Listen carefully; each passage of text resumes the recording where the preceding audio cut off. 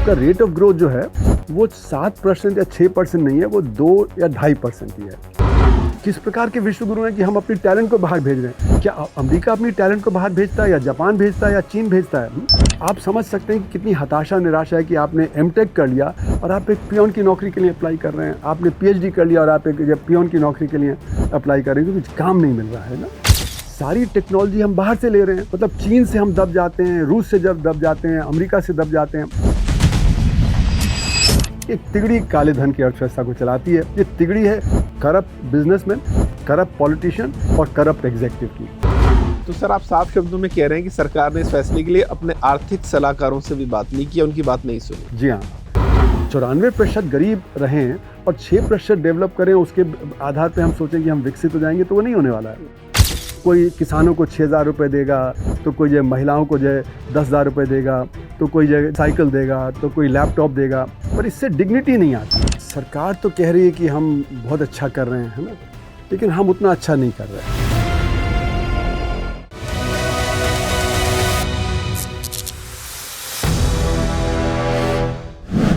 नमस्कार दोस्तों, कहने को तो हम दुनिया की 5वीं सबसे बड़ी अर्थव्यवस्था है। हम $4 ट्रिलियन की इकोनॉमी है। हम 7% की दर से ग्रो कर रहे हैं। हमने करोड़ों लोगों को एक्सट्रीम गरीबी से निकाला है। लेकिन दूसरी तरफ यह बात भी सच है कि आज भी देश में 80 करोड़ से ज्यादा लोग मुफ्त राशन है, उनको देना पड़ रहा है। यूपी में अभी 32,000 सिपाहियों की भर्ती होनी थी और उसके लिए 29 लाख लोगों ने आवेदन दिया। विदेशी निवेशक पिछले कई सालों से भारत से लगातार पैसा निकाल रहे हैं। तो ऐसे में सवाल यह कि भारत की अर्थव्यवस्था आखिर आज खड़ी कहां पर है, इसे कैसे समझा जाए, और इसी काम को आसान बनाने के लिए आज हमारे साथ स्टूडियो में मौजूद हैं मशहूर अर्थशास्त्री, लेखक, चिंतक और जेएनयू के पूर्व प्रोफेसर अरुण कुमार जी। सर, बहुत बहुत स्वागत है आपका। धन्यवाद। सर, जैसा कि मैंने अपने इंट्रो में कहा कि अगर मैं भारतीय अर्थव्यवस्था को एक मरीज मानूं और आपको उसकी नब्ज टटोलनी हो, तो आप क्या बताएंगे कि मरीज की हालत अभी कैसी है? देखिए, सरकार तो कह रही है कि हम बहुत अच्छा कर रहे हैं, है ना, लेकिन हम उतना अच्छा नहीं कर रहे हैं। वजह उसकी है कि हमारे देश में 2 बड़े तबके हैं, एक जिसको हम बोलते हैं संगठित क्षेत्र और एक जिसको हम बोलते हैं असंगठित क्षेत्र। हाँ, संगठित क्षेत्र तो अच्छा कर रहा है लेकिन असंगठित क्षेत्र बहुत परेशानी में है, खासकर नोटबंदी के समय से। नोटबंदी ने असंगठित क्षेत्र को धराशायी कर दिया, क्योंकि जो असंगठित क्षेत्र है वो कैश में काम करता है, और जैसे ही कैश खत्म हुआ, ना तो माल खरीद पाए जिसको रॉ मटेरियल बोलते हैं, ना वो वर्कर्स को वेजेस दे पाए, तो असंगठित क्षेत्र परेशानी में आ गया। और इसीलिए हमारी अर्थव्यवस्था में गिरावट आई। और सरकार क्या कहती है कि वो उस साल में 2016-17 में जब नोटबंदी हुई नवंबर 2016 में, तो कहते हैं सबसे ज़्यादा ग्रोथ उसी साल हुई 8% की, जबकि सबको दिखा कि मार्केट में लोग नहीं जा पा रहे, खरीदारी नहीं हो रही है। मतलब मैंने अपनी किताब में ये आज़ादपुर मंडी, जो भारत की सबसे बड़ी मंडी है, उसका ब्यौरा दिया कि आधे से कम वो जैसे सब्जी फल वगैरह सब आ रहा था, तो यानी कि बाकी खेत में सड़ जा रहा था। तो फिर उत्पादन कैसे बढ़ा कृषि में? पर लेकिन सरकार ने कहा कि नहीं, उत्पादन उस साल बहुत अच्छा बढ़ा जो कृषि में, पर वो तो सड़ गया, तो इसलिए वो जीडीपी में तो काउंट नहीं होना चाहिए। उसी तरह असंगठित क्षेत्र धराशायी हो गया। उसके अगले साल मतलब पूरा हुआ भी नहीं और ये जीएसटी आ गया, और जीएसटी भी गलत है, उसने भी असंगठित क्षेत्र को धराशायी कर दिया, क्योंकि असंगठित क्षेत्र को बाहर रखा गया जीएसटी से, तो उसमें उसको इनपुट क्रेडिट नहीं मिलता। तो इनपुट क्रेडिट नहीं मिलता मतलब कि उसका दाम कम नहीं हुआ, लेकिन संगठित क्षेत्र का दाम कम हो गया क्योंकि उनको इनपुट क्रेडिट मिलता। इसी को थोड़ा कोई आसान सा उदाहरण देके हमारे लोगों को समझाइए। इनपुट क्रेडिट का मतलब होता है कि देखिए, एक चेन होती है प्रोडक्शन में। आपने कुछ चीज़ बनाई, वो किसी को बेची, उसने उसमें कुछ और डाला, तो उससे फिर और आगे बेचा, तो हर स्टेज पे टैक्स लगता है। तो जो पिछली स्टेज पे टैक्स लगा, उसका बेनिफिट अगली स्टेज पे मिल जाता है, तो उसको इनपुट क्रेडिट बोलते हैं। फिर ये जो टैक्स यहाँ पे किया, वो अगली स्टेज पे जब मिल गया, तो उसको इनपुट क्रेडिट मिलते हैं। तो उनका कॉस्ट कम हो गया, क्योंकि जो टैक्स पिछली स्टेज पे किया गया था, उसका बेनिफिट यहाँ पे मिल गया। जो असंगठित क्षेत्र है, उसको वो बेनिफिट नहीं मिलता है, तो उसका दाम तो कम नहीं हुआ, लेकिन जो हमारा संगठित क्षेत्र है उसके दाम कम हो गए। तो डिमांड शिफ्ट कर गई है असंगठित क्षेत्र से संगठित क्षेत्र। उसका सबसे बड़ा उदाहरण है कि जगन्नाथन जी, जो कि प्रेशर कुकर इंडस्ट्री के चेयरमैन, उन्होंने 2018 में उन्होंने ये बताया कि हम 30 यूनिट है प्रेशर कुकर इंडस्ट्री में, 5 बड़ी इकाई हैं, 25 छोटी इकाई हैं, हम 5 बहुत खुश हैं, हमारा ग्रोथ 24% हो रहा है। अगले सेंटेंस में उन्होंने कहा क्यों हो रहा है? क्योंकि ये 25 जो है ये कोप नहीं कर पा रहे, ये डाउन हो गए हैं। तो यानी कि डिमांड शिफ्ट कर गई असंगठित क्षेत्र से संगठित क्षेत्र। यही एविडेंस आपका आया लेदर गुड सेक्टर से, जो बहुत बड़ा एम्प्लॉयर है, लगेज इंडस्ट्री से आया, फिर जो और जो तरह तरह की इंडस्ट्रीज से आया कि डिमांड शिफ्ट कर गई। उसका सबसे बड़ा उदाहरण एक और है कि आप देखें तो ई कॉमर्स 20, 30, 40% बढ़ा है पिछले 10 सालों में, है ना। तो जब वो इतना तेज़ी से बढ़ रहा है तो क्यों? क्योंकि लोग अब जो नेबरहुड स्टोर में नहीं जा रहे। नेबरहुड जो स्टोर है आपके, जो बगल का स्टोर है वो जो असंगठित क्षेत्र का है, जो ई कॉमर्स है वो संगठित क्षेत्र है।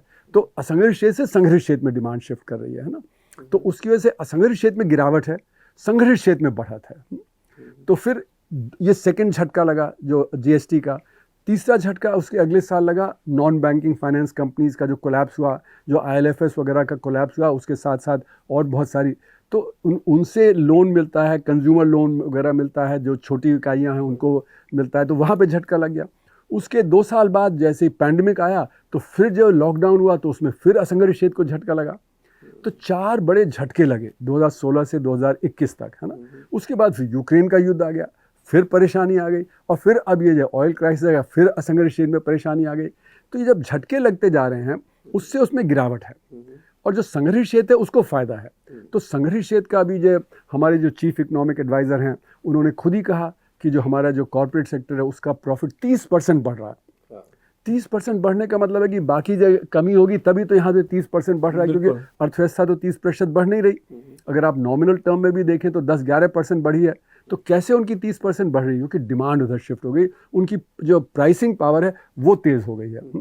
तो इसका मतलब है कि असंगठित क्षेत्र में गिरावट है, संगठित क्षेत्र बढ़ रहा है। तो अगर संगठित क्षेत्र जो है वो 55% उत्पादन करता है, असंगठित क्षेत्र जो है वो 45% उत्पादन करता है। लेकिन जो रोजगार है संगठित क्षेत्र में सिर्फ 6% लोग काम करते हैं, असंगठित क्षेत्र में 94%।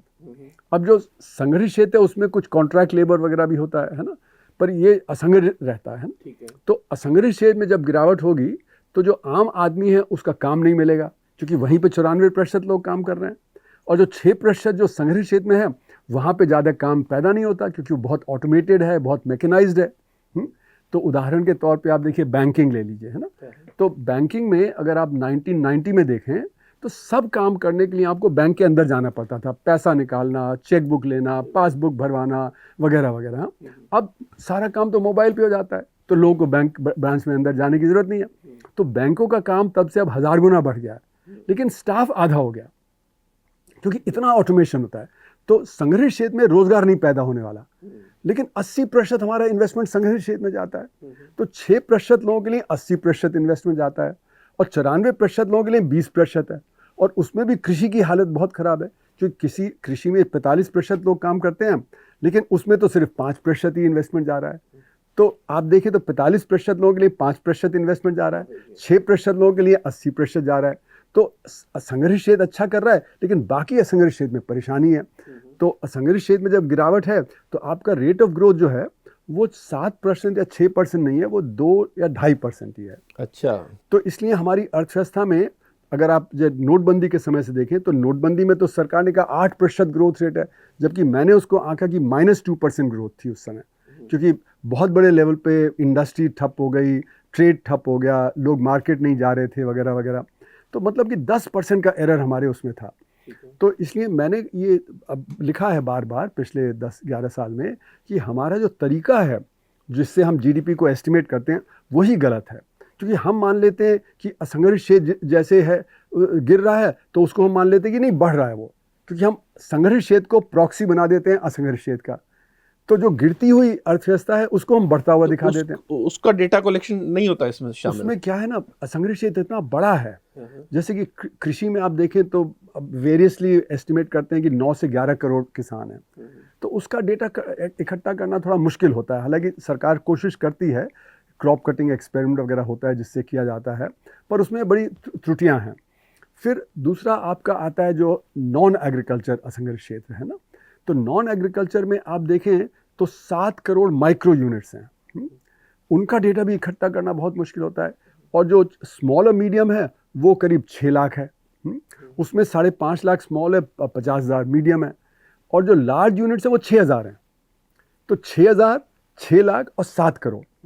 तो जो MSME का 97.5% रोजगार माइक्रो सेक्टर में है, उसको मेजर करना बहुत मुश्किल है। तो सर ये, लेकिन आपको नहीं लगता ये तो बड़ी, फिर एक तरह से कह सकते हैं कि आंकड़ों का एक माया जाल है। आपने कहा कि संगठित क्षेत्र 6% है, अब एम्प्लॉयमेंट में, हाँ, एम्प्लॉयमेंट 6% और उत्पादन में 55%। हाँ। अब उसी के आंकड़े के आधार पर अगर आप ये बताएं कि तो पूरे भारत की तस्वीर है, वो तो मतलब अपने आप को भी धोखे में रखने वाली बात। बिल्कुल। तो इसलिए मैं तो ये बार बार कह रहा हूँ कि भाई हमें असंगठित क्षेत्र को सही ढंग से नापना चाहिए, और जब एविडेंस आ रहा है कि जब डिमांड शिफ्ट कर रही है असंगठित से संगठित क्षेत्र, है ना, उस सबको ध्यान में रखते हुए करना चाहिए। और मैं तो ये कहता था तो सरकार कहती थी नहीं देखो, IMF भी, वर्ल्ड बैंक भी सभी कह रहे हैं कि नहीं, भारत सबसे तेज़ बढ़ रहा है, 6-6.5%। तो मैंने ये बार बार लिखा है पिछले 10 सालों में कि IMF डेटा नहीं कलेक्ट करता, वर्ल्ड बैंक डेटा नहीं कलेक्ट करता, ADB डेटा नहीं, वो तो सरकारें जो डेटा देती हैं उसी के आधार पे करते हैं। तो जो सरकारों के डेटा में कमजोरी है वो IMF के डेटा में कमजोरी है, वो वर्ल्ड बैंक के डेटा में कमजोरी है, ADB के डेटा में कमजोरी है, जो बैंक हैं जैसे बार्कलेज वगैरह हैं उनके डेटा में भी वही कमजोरी है, क्योंकि सिर्फ सरकार ही तो डेटा देती है। तो कमजोरी सब में है, और इसीलिए मैं तो बार बार ये कहता हूँ कि IMF और वर्ल्ड बैंक के जो इंटरनेशनल टेबल होते हैं कि वो मतलब 170-180 कंट्रीज़ का जो डेटा देते हैं, तो जितनी कमज़ोरी सरकारों के डेटा में है वो भी उसमें रिफ्लेक्ट होती है ना।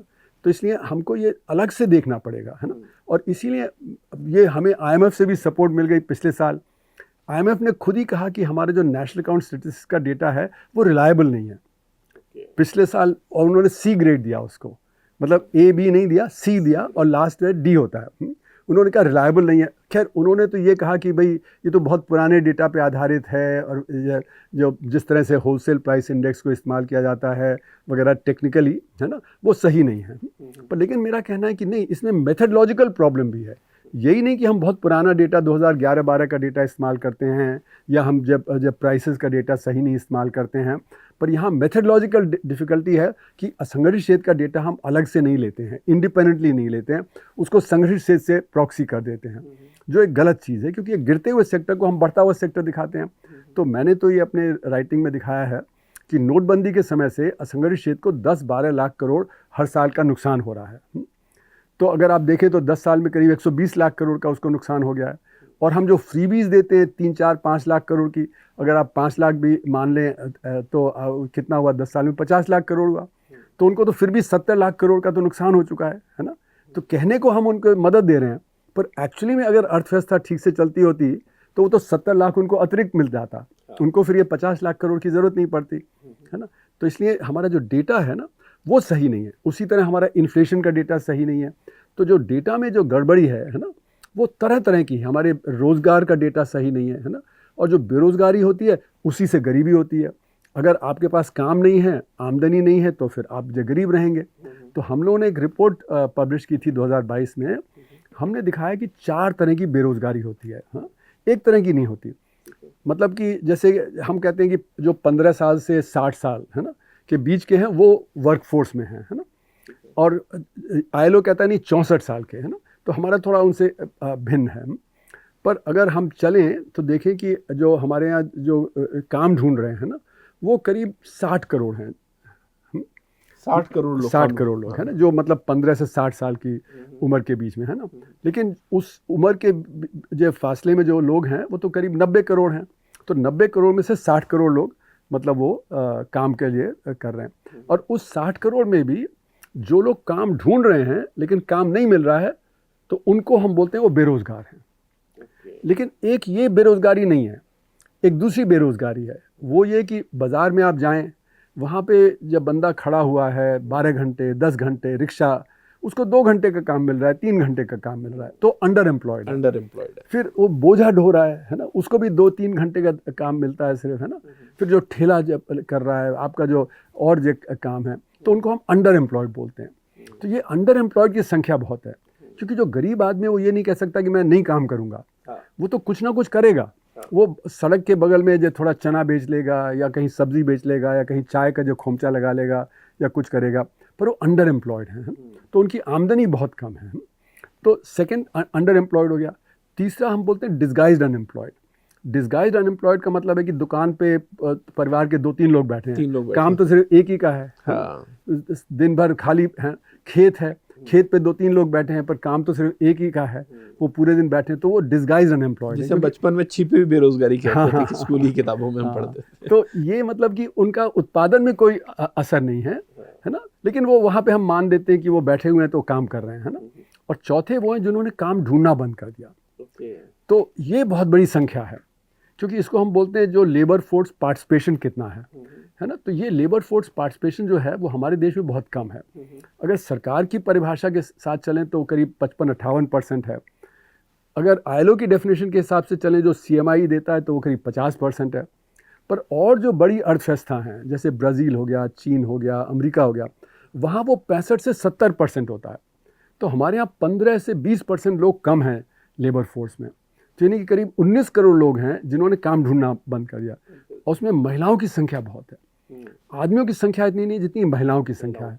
और जो बेचारे जो नौजवान हैं जो काम ढूंढ रहे हैं उनकी संख्या उसमें बहुत है, 15 से 29 साल के, है ना। क्योंकि 29 साल के बाद तो झक मार के कुछ ना कुछ करना पड़ेगा, है ना। पर वो 15 से 29 साल के हैं, वो पढ़े लिखे भी हैं, उनको जो काम चाहिए वो नहीं मिल रहा। जैसे कि आपने सही कहा कि जब पुलिस की भर्ती के लिए कितने लोगों ने अप्लाई किया, उसी तरह 2016-17 में पियोन की नौकरी निकली थी उत्तर प्रदेश में, है ना। तो वो 360 नौकरी निकली थी, उसके लिए 23 लाख लोगों ने अप्लाई किया और उसमें से 380 PhD थे, जबकि यहाँ पे ज़रूरत थी सिर्फ 5वीं जमात पास की, है ना।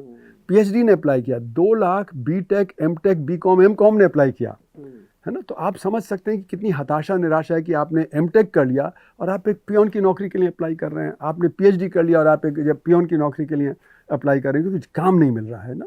तो इसलिए जो हमारा यूथ है उसमें हताशा निराशा बहुत ज़्यादा है। तो सर इसके आप क्या कुछ कारण देखते हैं? अगर बेरोजगारी है एक कारण, तो बहुत आसानी से दे सकते हैं कि भैया देश की आबादी बहुत ज़्यादा है, उतने हमारे पास संसाधन है, उतने काम नहीं है कि हम सभी को रोजगार दे सकें।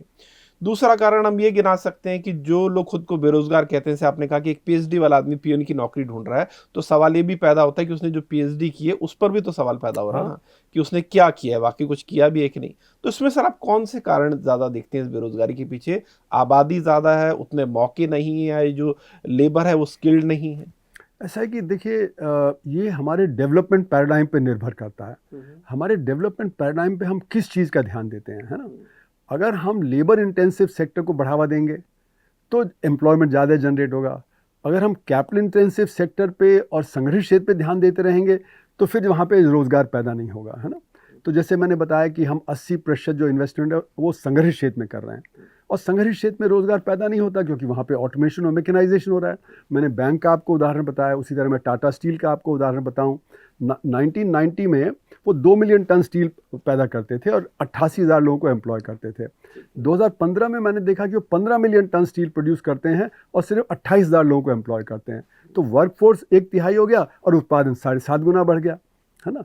तो जो संगठित क्षेत्र है उसमें आपको रोजगार नहीं मिलेगा क्योंकि टेक्नोलॉजी, और ये तो अभी जब AI की हम बात नहीं कर रहे हैं, AI जब आ जाएगा तो ये सिचुएशन बहुत ज़्यादा गिरावट पे आएगी कि जो अभी भी एम्प्लॉयड हैं उनमें भी, मतलब जैसे कि हमारी टेक्नोलॉजी कंपनियां हैं, टाटाज हैं, TCS है, इन्फोसिस वगैरह, वहाँ पे छटनी हो रही है, वहाँ पे जो लोग नहीं लिए जा रहे नए।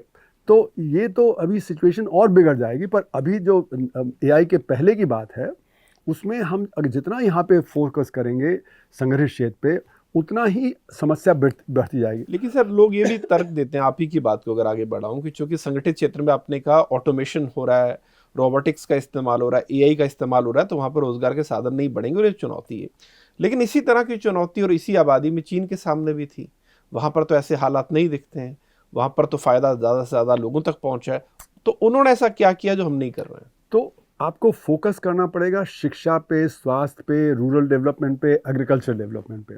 और उन्होंने जो अपना इंडस्ट्रियलाइजेशन किया वो विलेज इंडस्ट्री को बढ़ावा, तो मतलब कि 1980s 90s में विलेज इंडस्ट्री वहाँ पे 30% बढ़ रही थी, है ना। उसके लिए क्या किया तो उन्होंने? उसके लिए उन्होंने सपोर्ट दिया उनको। हमारा जो स्मॉल सेक्टर, माइक्रो सेक्टर, वो तो हम किल कर रहे हैं। हम सारा का सारा सपोर्ट दे रहे हैं संगठित क्षेत्र को, है ना। जो असंगठित क्षेत्र को सपोर्ट देना चाहिए वो हम नहीं दे रहे, कृषि को सपोर्ट देना चाहिए वो हम नहीं दे रहे। एक दो उदाहरण हमारे दर्शकों को बताइए आपके हिसाब से, क्या असंगठित क्षेत्र में किसी एक भी फील्ड में, किसी एक काम में ये हो रहा है और ये ना होने की बजाय ये होना चाहिए।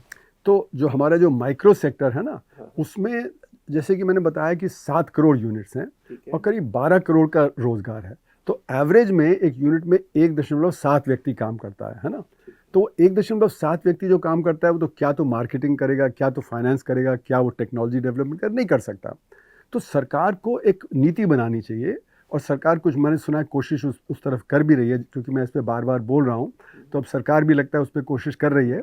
तो वहाँ पे आपको उनको मार्केटिंग, फाइनेंस और टेक्नोलॉजी कैसे देंगे, आपको उनके कोऑपरेटिव बनाने पड़ेंगे, है ना। जैसे कि अगर भदोई है, वहाँ पे कारपेट होता है, तो कारपेट के जो छोटे यूनिट्स उनको एक कोऑपरेटिव बना दीजिए। तो एक कोऑपरेटिव के तौर पे वो फाइनेंस भी ले लेंगे, मार्केटिंग भी कर लेंगे और टेक्नोलॉजी का भी कुछ डेवलपमेंट कर लेंगे, है ना। फिर जैसे इच्छल करंजी हो गया, तो वहाँ पे अगर टेक्सटाइल है तो टेक्सटाइल के कोऑपरेटिव बना दीजिए। आपका जैसे खुर्जा है, वहाँ पे सिरेमिक्स है, तो सिरेमिक्स से जो छोटे यूनिट्स का कोऑपरेटिव बना दीजिए। तो हमें एक प्रमोट करना पड़ेगा ये, है ना, कि कैसे कैसे वो क्लस्टर बना के और उनका डेवलपमेंट। चाइना ने भी इसी दर्ज पर मुझे पता है कि अगर वहाँ सपोज कहीं पर कोई लेदर की इंडस्ट्री है तो उसी प्रोविंस में उससे जुड़ी सारी चीजें होंगी, ऐसा नहीं कि एक चीज उससे जुड़ी यहाँ पर मिल रही है दूसरी वहाँ मिल रही है। ये कमोबेशा वही बात जी हाँ। तो इसलिए आपको सपोर्ट उनको देना पड़ेगा, लेकिन हमारा ये ध्यान नहीं है। हमारी सरकार कह रही है कि हम असंगठित को संगठित कर देंगे। जहाँ पे 1.7 व्यक्ति काम कर रहे हैं वो कहाँ संगठित हो सकता है ना, वो नहीं। फिर उसी तरह कृषि है, कृषि में हमारे 85% जो फार्म हैं, है ना, वो 5 एकड़ से कम है, वो छोटे हैं, है ना। वो आधा एकड़, 1 एकड़, 2 एकड़ के बहुत सारे फार्म्स हैं ना, वो कहाँ से संगठित हो जाएगा। उसको तो आप ख़त्म करके उसको लेबरर में कन्वर्ट कर सकते हैं सिर्फ, है ना। उसी तरह माइक्रो यूनिट को अगर आप सपोर्ट नहीं करेंगे तो उसको ख़त्म करके उसको लेबरर में कन्वर्ट कर देंगे ना। तो यही आप कर सकते हैं, पर उसको संगठित नहीं होगा, है ना। और जब तक वो संगठित नहीं होगा तब तक आप कह रहे हैं कि हम सपोर्ट नहीं करेंगे। तो अगर आप असंगठित को सपोर्ट नहीं करेंगे तो रोजगार कहाँ से पैदा होगा। तो ये हमारा डेवलपमेंट पैराडाइम जो है वो सही नहीं है। तो ये गलत डेवलपमेंट पैराडाइम की वजह से हमारा जो असंगठित क्षेत्र है वो खासकर नोटबंदी के समय से गिरावट पे है। और नोटबंदी भी इसीलिए किया था कि हम उसको ऑर्गेनाइज कर देंगे, जब जीएसटी भी इसीलिए किया गया कि हम उसको ऑर्गेनाइज कर देंगे, और दोनों ने ही भारी जो नुकसान पहुंचाया हमारे असंगठित क्षेत्र को। सर आपने नोटबंदी का जिक्र किया, आपने इस पर बाकायदा किताब भी लिखी है, काफी डिटेल में लिखा है कि उस वक्त जब नोटबंदी की गई, क्योंकि सवाल बार बार आता है, मुझे लगा अभी पूछ लेता हूँ, कि जो काला धन बाजार में है उसको सरकार ने कहा कि हम उसको आउट ऑफ मार्केट करना चाहते हैं, अपने पास लाना चाहते हैं, लेकिन आंकड़े बताते हैं कि अब तो पहले से ज्यादा करेंसी बाजार में। बिल्कुल। तो इससे अगर आप डिटेल में और बेझिझक बता पाएं कि क्या नोटबंदी जिस मकसद से की गई थी उसमें कामयाब हुई, नहीं हुई, और ये अपने आप में अगर फैसला सही था, गलत था, तो क्या था, क्या लगता है आपको?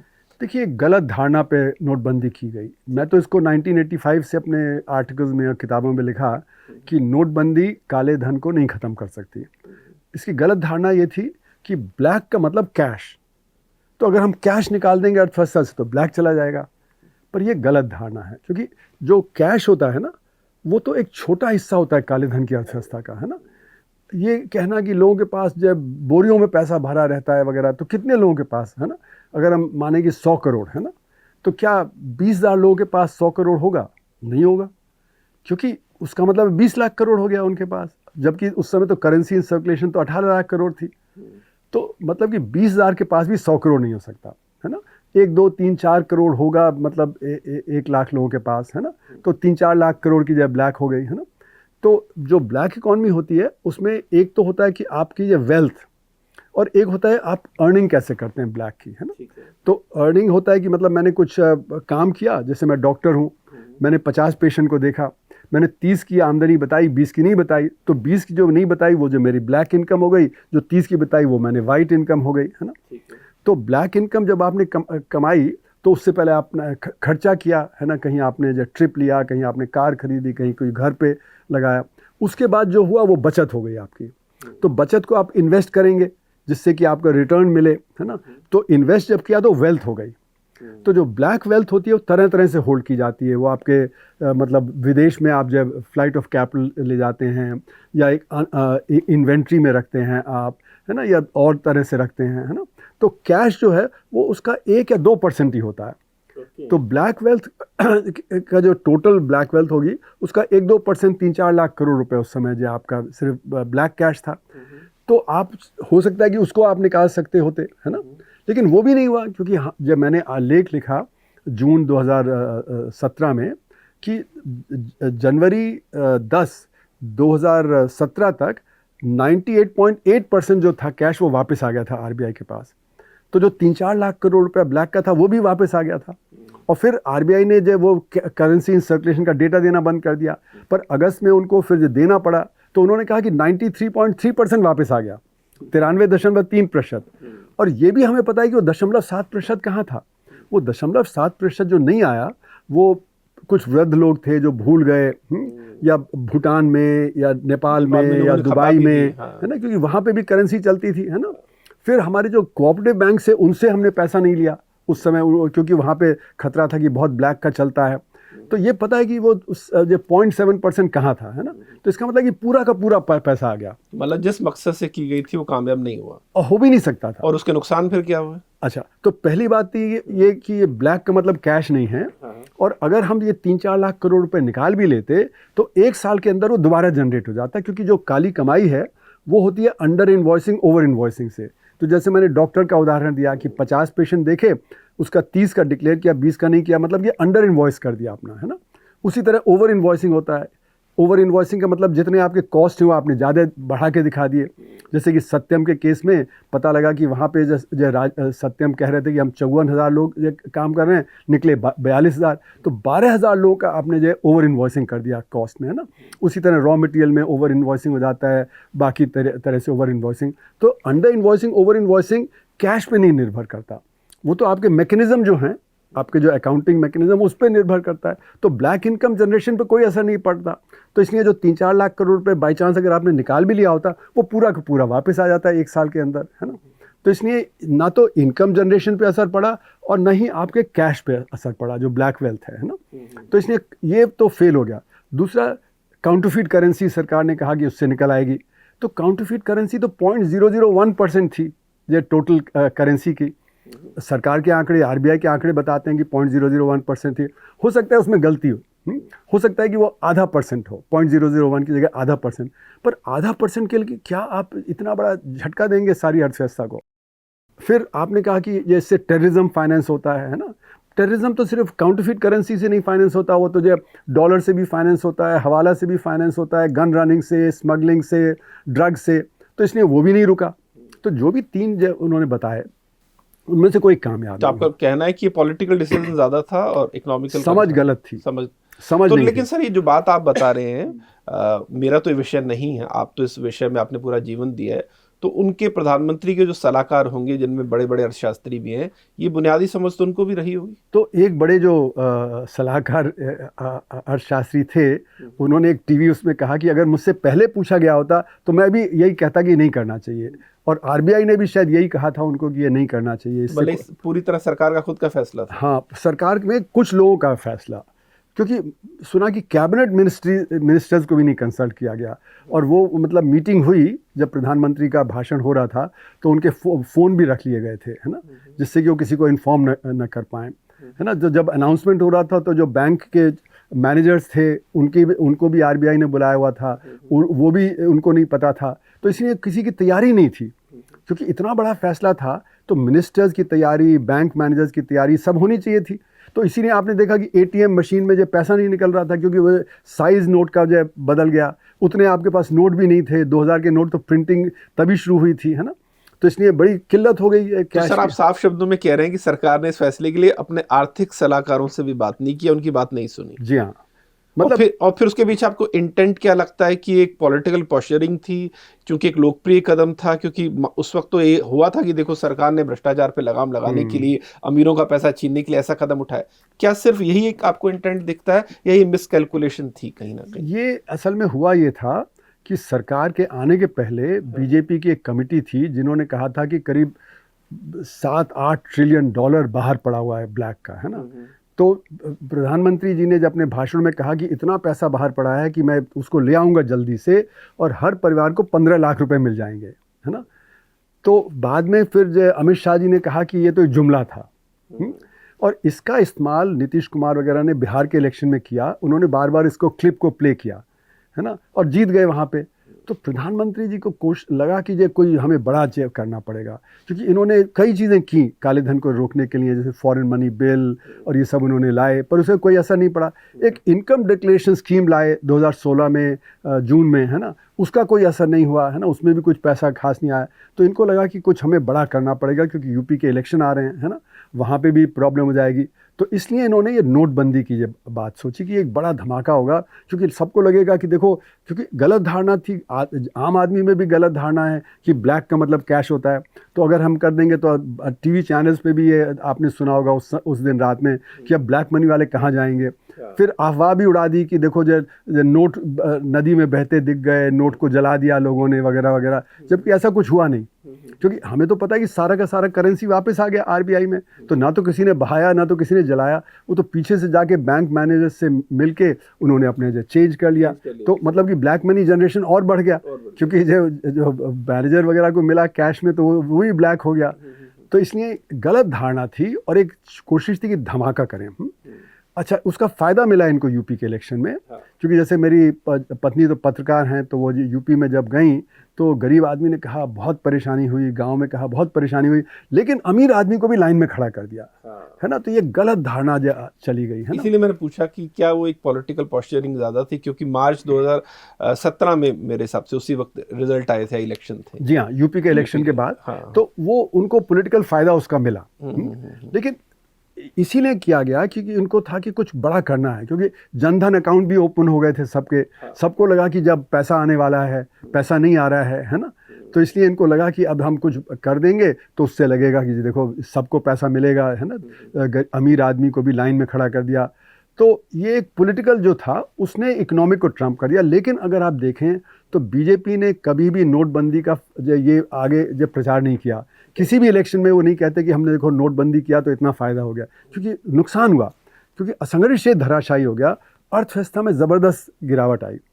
तो इकोनॉमिकली बहुत ही डिजास्ट्रस वो था और उसकी ज़रूरत नहीं थी, है ना। जैसे कि अगर आप यूरोप में देखें तो यूरो आया, तो उसके लिए उन्होंने 5 साल का समय दिया, तो जो करेंसी की कभी शॉर्टेज नहीं हुई, है ना।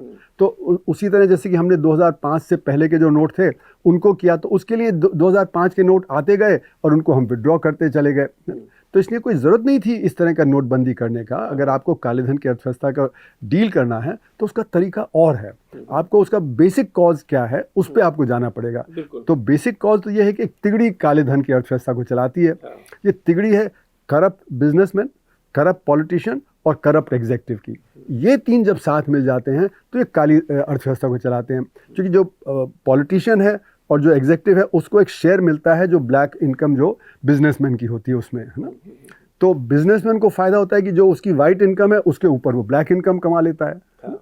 लेकिन इससे अर्थव्यवस्था को बहुत नुकसान होता है, क्योंकि जो हमारी नीतियाँ हैं वो फेल कर जाती हैं। आप जैसे कि शिक्षा है, तो शिक्षा में अगर आप पैसा डाल रहे हैं तो वो वहाँ पहुँच नहीं रहा है ना। और वो मतलब जब स्कूल नहीं है या वहाँ पे जो टीचर नहीं है या वो जब फैसिलिटीज़ नहीं हैं, क्योंकि वो पैसा खा पी लिया जाता है। फिर जो टीचर है वो कोशिश करता है कि भाई मैं अतिरिक्त कुछ कमा लूँ, क्योंकि मेरी आमदनी इतनी नहीं है। तो क्लास में अच्छा नहीं पढ़ाएगा, जिससे कि स्टूडेंट्स को ट्यूशन करना पड़े। तो स्टूडेंट्स को समझ नहीं आएगा क्लास में, तो वो बोर हो जाएंगे, वो कहेंगे तो शिक्षा तो बेकार है, उनका इंटरेस्ट नहीं होगा। और बहुत सारे बच्चे यही मानते हैं कि जो शिक्षा कोई फ़ायदा नहीं है। तो उससे जो स्टूडेंट है वो परमानेंटली डैमेज कर देते हैं हम उसको, उसकी क्यूरियोसिटी को ख़त्म कर देते हैं। तो उससे एक बहुत बड़ा धक्का लगता है हमारी शिक्षा पद्धति को कि ये इस तरह से जो टीचर्स, अगर आप जो बता रहे हैं मैं सोच रहा हूँ कितनी खूबसूरत बात है कि हर चीज कैसे इंटरलिंक्ड है, कि आपकी अगर एक आर्थिक पॉलिसी गलत है तो कैसे आप उससे सीधा शिक्षा को नुकसान पहुंचा सकते हैं, समाज को नुकसान पहुंचा सकते हैं, और आपका जो ह्यूमन रिसोर्स है किस तरह से आप उसकी खुद की क्षमता कम कर सकते हैं। तो अब उसी तरह हेल्थ में आप देख लीजिए, अनाप शनाप टेस्ट कर लिए जाते हैं जिनकी जरूरत नहीं है ना। मेरी पत्नी तो जर्नलिस्ट हैं, एक बार उनका एक्सीडेंट हुआ, है ना। तो वो किसी के पास मोबाइल फ़ोन था, ये तो 2001-2 की बात है। उन्होंने मुझे फ़ोन किया, मैं जल्दी से अस्पताल गया, देखा डॉक्टर ने लिख दिया 15 टेस्ट और जो टू बी ऑब्जर्व्ड वगैरह वगैरह। फिर मैंने कहा देखिए तो ये तो आपके बगल में इंडियन एक्सप्रेस है, उनकी पॉलिटिकल एडिटर है, उसने लिखना बंद कर दिया, उसने सारा काट दिया। मैंने कहा ये ज़रूरत है? नहीं आप ले जाइए घर। तो ये मतलब 2001-2 की बात है। आप देखिए कितना कमर्शलाइजेशन है ना। तो ये जो आज स्थिति है 2001-2 के बाद, तो बेतहाशा मतलब किस तरह सिजेरियन कर देते हैं जहाँ ज़रूरत नहीं है, किस तरह से जो और टेस्ट करवा देते हैं जो ज़रूरत नहीं है, वेंटिलेटर पे डाल देते हैं जहाँ ज़रूरत नहीं है वगैरह, है ना। तो ये जो दो नोबल प्रोफेशन है आपके, शिक्षा और स्वास्थ्य, उनको डिस्ट्रॉय कर दिया इस तरह के प्राइवेटाइजेशन और कमर्शलाइजेशन ने और काले धन की अर्थव्यवस्था ने। और इसका असर ये होता है कि आपकी नीतियाँ फेल कर जाती हैं। आपको पोल्यूशन कंट्रोल करना है लेकिन पोल्यूशन कंट्रोल नहीं कर पाते, सबके जो फेफड़े खराब हो जाते हैं। जो बच्चे जिनको मतलब एस्थमा नहीं होता था पहले, 2001 के बाद एस्थमा 15% बच्चों को, एक एम्स की स्टडी है वो दिखाती है। आपकी दवाएं हैं उसमें स्पूरियस ड्रग्स, मतलब कि जैसे कि रिफैम्पिसिन, पहले मैंने सुना था कि रिफैम्पिसिन जो 600 मिलीग्राम की होनी चाहिए, उसमें मतलब सैंपल कलेक्ट किए गए तो कुछ में रिफैम्पिसिन थी नहीं। तो आप सोच रहे हैं कि आप ड्रग ले रहे हैं लेकिन उसमें कुछ है ही नहीं, तो आपका जो ड्रग रेजिस्टेंट टीबी हो जाएगा। तो किसी में 50 मिलीग्राम है, किसी में 100 है, किसी में 0 है, किसी में 150 है, 600 नहीं है, जबकि आपको चाहिए 600। तो दवाओं में कितना स्पूरियस मेडिसिन चलती हैं, कितने लोगों की डेथ हो जाती है ना। तो मतलब कि आपके जो स्वास्थ्य है, आपका शिक्षा है, ये बड़े क्षेत्र हैं जिनमें ये खराबी है। फिर आपके उत्पादन पे असर पड़ता है इसका, क्योंकि इसको मैं काले धन की अर्थव्यवस्था को बोलता हूँ, ये है जैसे गड्ढा खोदो और गड्ढा भर दो। तो गड्ढा खोदो गड्ढा भर दो मतलब कि आपने दिन में एक व्यक्ति को लगा दिया गड्ढा खोदने के लिए और रात में एक को लगा दिया गड्ढा भरने को, तो अगले दिन सुबह आपका उत्पादन शून्य है और 2 आमदनी। तो इसका मतलब है एक्टिविटी विदाउट प्रोडक्टिविटी, है ना। तो एक्टिविटी विदाउट प्रोडक्टिविटी का अक्सर मैं उदाहरण देता हूँ। आपने सड़क बनाई, उसमें आपने कोल्टा कम डाला, एग्रीगेट कम डाला, बारिश आई वो जो बह गया, तो पॉटहोल रोड्स हो जाएंगी। तो जो सड़क स्मूथ होनी चाहिए अगर सही ढंग से बने तो पॉटहोल होगी, तो वहाँ पे एक्सल भी टूटेगा, टायर भी पंक्चर होगा, लोगों की डेथ भी होगी और फिर पेट्रोल डीजल का कंजम्पशन ज़्यादा हो जाएगा, क्योंकि आप जो स्पीड से नहीं चला सकते हैं जिस स्पीड से चलाना चाहिए, है ना। उसी तरह जैसे कि आपके जो सरकारी काम है, सरकारी काम में अगर सही ढंग से हो जाएगा तो फिर आप पे नहीं करेंगे, तो काम को डिले कर देते हैं वो, है ना, उसमें रोक लगा देते हैं जिससे कि उनको ब्राइब मिले। तो जो काम जितनी स्पीड से हो सकता है वो नहीं होता है। और हर चीज़ के लिए फिर कोई ब्रोकर जो हो जाता है कि आपको कस्टम में चाहिए तो एक ब्रोकर होगा जो बीच में आपका काम करवाने के लिए होगा। आपको पासपोर्ट है तो पासपोर्ट का, तो हर चीज़ में एक मिडिल मैन आ जाएगा। तो मिडिल मैन होने से इनएफिशिएंसी हो जाती है, क्योंकि जो काम स्मूथली हो जाना चाहिए वो नहीं होगा और फिर आपको एक्स्ट्रा पे करना पड़ेगा। तो इसलिए मेरा मानना है कि जो काले धन की अर्थव्यवस्था की वजह से इकॉनमी इनएफिशिएंट हो जाती है, क्योंकि जो आपने इन्वेस्टमेंट किया उसकी प्रोडक्टिविटी आपको नहीं मिल रही है। तो जब प्रोडक्टिविटी नहीं मिलेगी तो फिर आपका रेट ऑफ ग्रोथ कम हो जाएगा। तो मैंने एक पेपर लिखा था 2005 में, उसमें दिखाया कि हमारी अर्थव्यवस्था 1970 के बाद जो काले धन की अर्थव्यवस्था 10% से ज़्यादा तेज़ हो गई। तो एवरेज में हमारी अर्थव्यवस्था में 5% रेट ऑफ ग्रोथ कम हो गई। तो अगर आप देखें तो इतने सालों में मिड 70s से तो अभी अर्थव्यवस्था हमारी 8 गुना बड़ी हो सकती थी।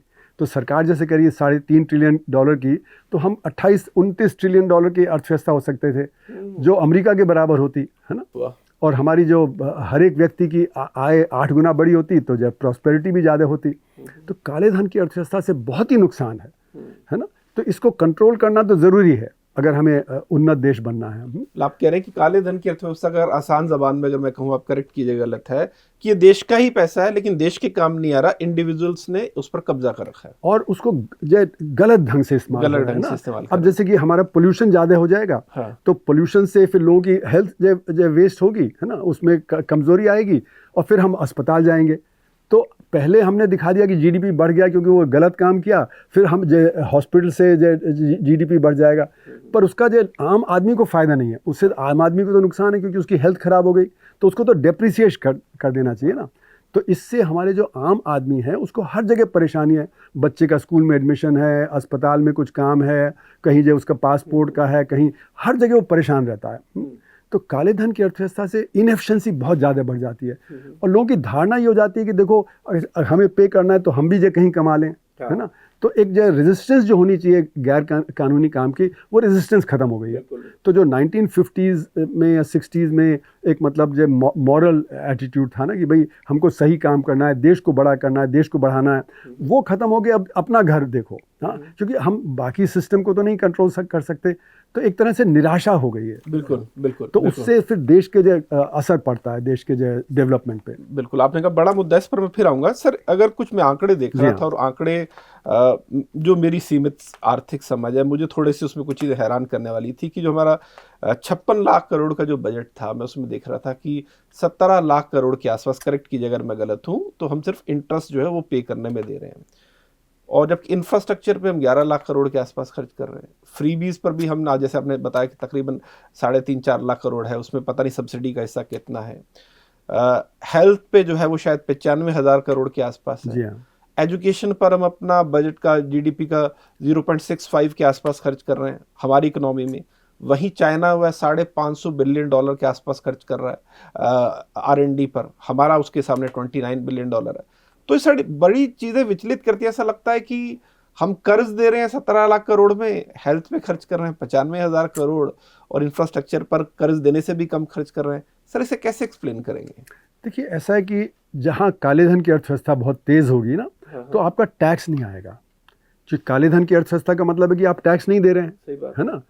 तो जैसे कि मैंने दिखाया कि 2012 तक काले धन की अर्थव्यवस्था हमारी अर्थव्यवस्था का 62% अतिरिक्त हो गया, है ना। तो ये 62% अगर हमारे टैक्स में आता, तो इससे हमें 24% टैक्स अतिरिक्त मिलता।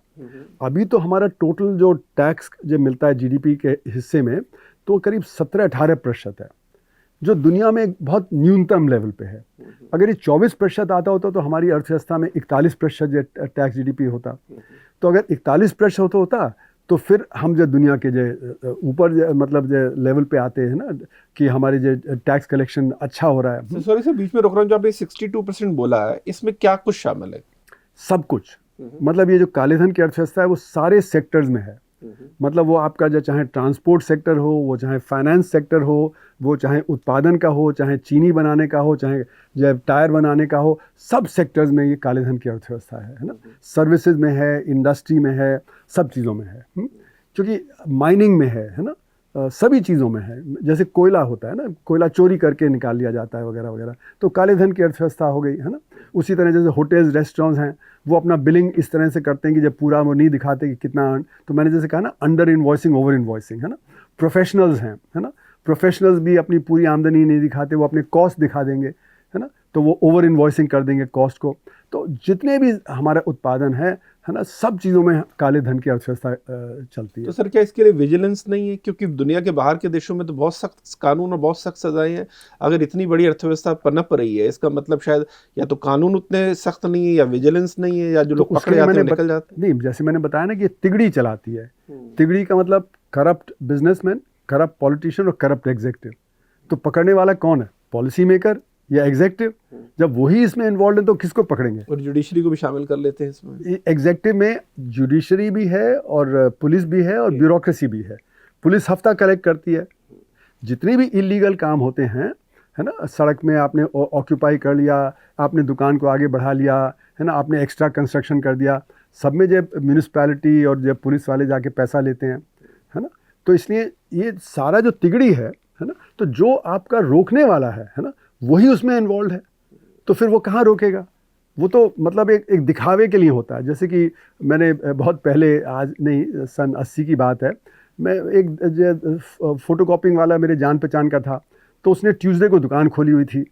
तो मैंने कहा भाई आज तो बंद होता है। कहता है साहब सब चलता है ना। हम लोग जो 50 हैं उसमें, हमने डिसाइड कर लिया कि इस हफ्ते कौन पकड़ा जाएगा, है ना। हम जो उसको हर्जाना भरना होता है वो हम सब मिलके पे कर देते हैं, और हम ट्यूसडे को काम करते हैं। तो ये सारा मतलब कि जो है, ये तिगड़ी जो है, वही तो जो आपके जो लॉज इम्प्लीमेंट करेगी ना, तो वही जब भ्रष्ट हैं तो कौन लॉ इम्प्लीमेंट करेगा? और हर चीज़ में, और अगर आप नहीं करेंगे तो आपको हैरेस किया जाएगा, है ना। तो इसलिए ये तो तिगड़ी है ना? तो इसलिए वो कोई चेक करने वाला नहीं है ना, जब तक कि अकाउंटेबिलिटी नहीं होगी।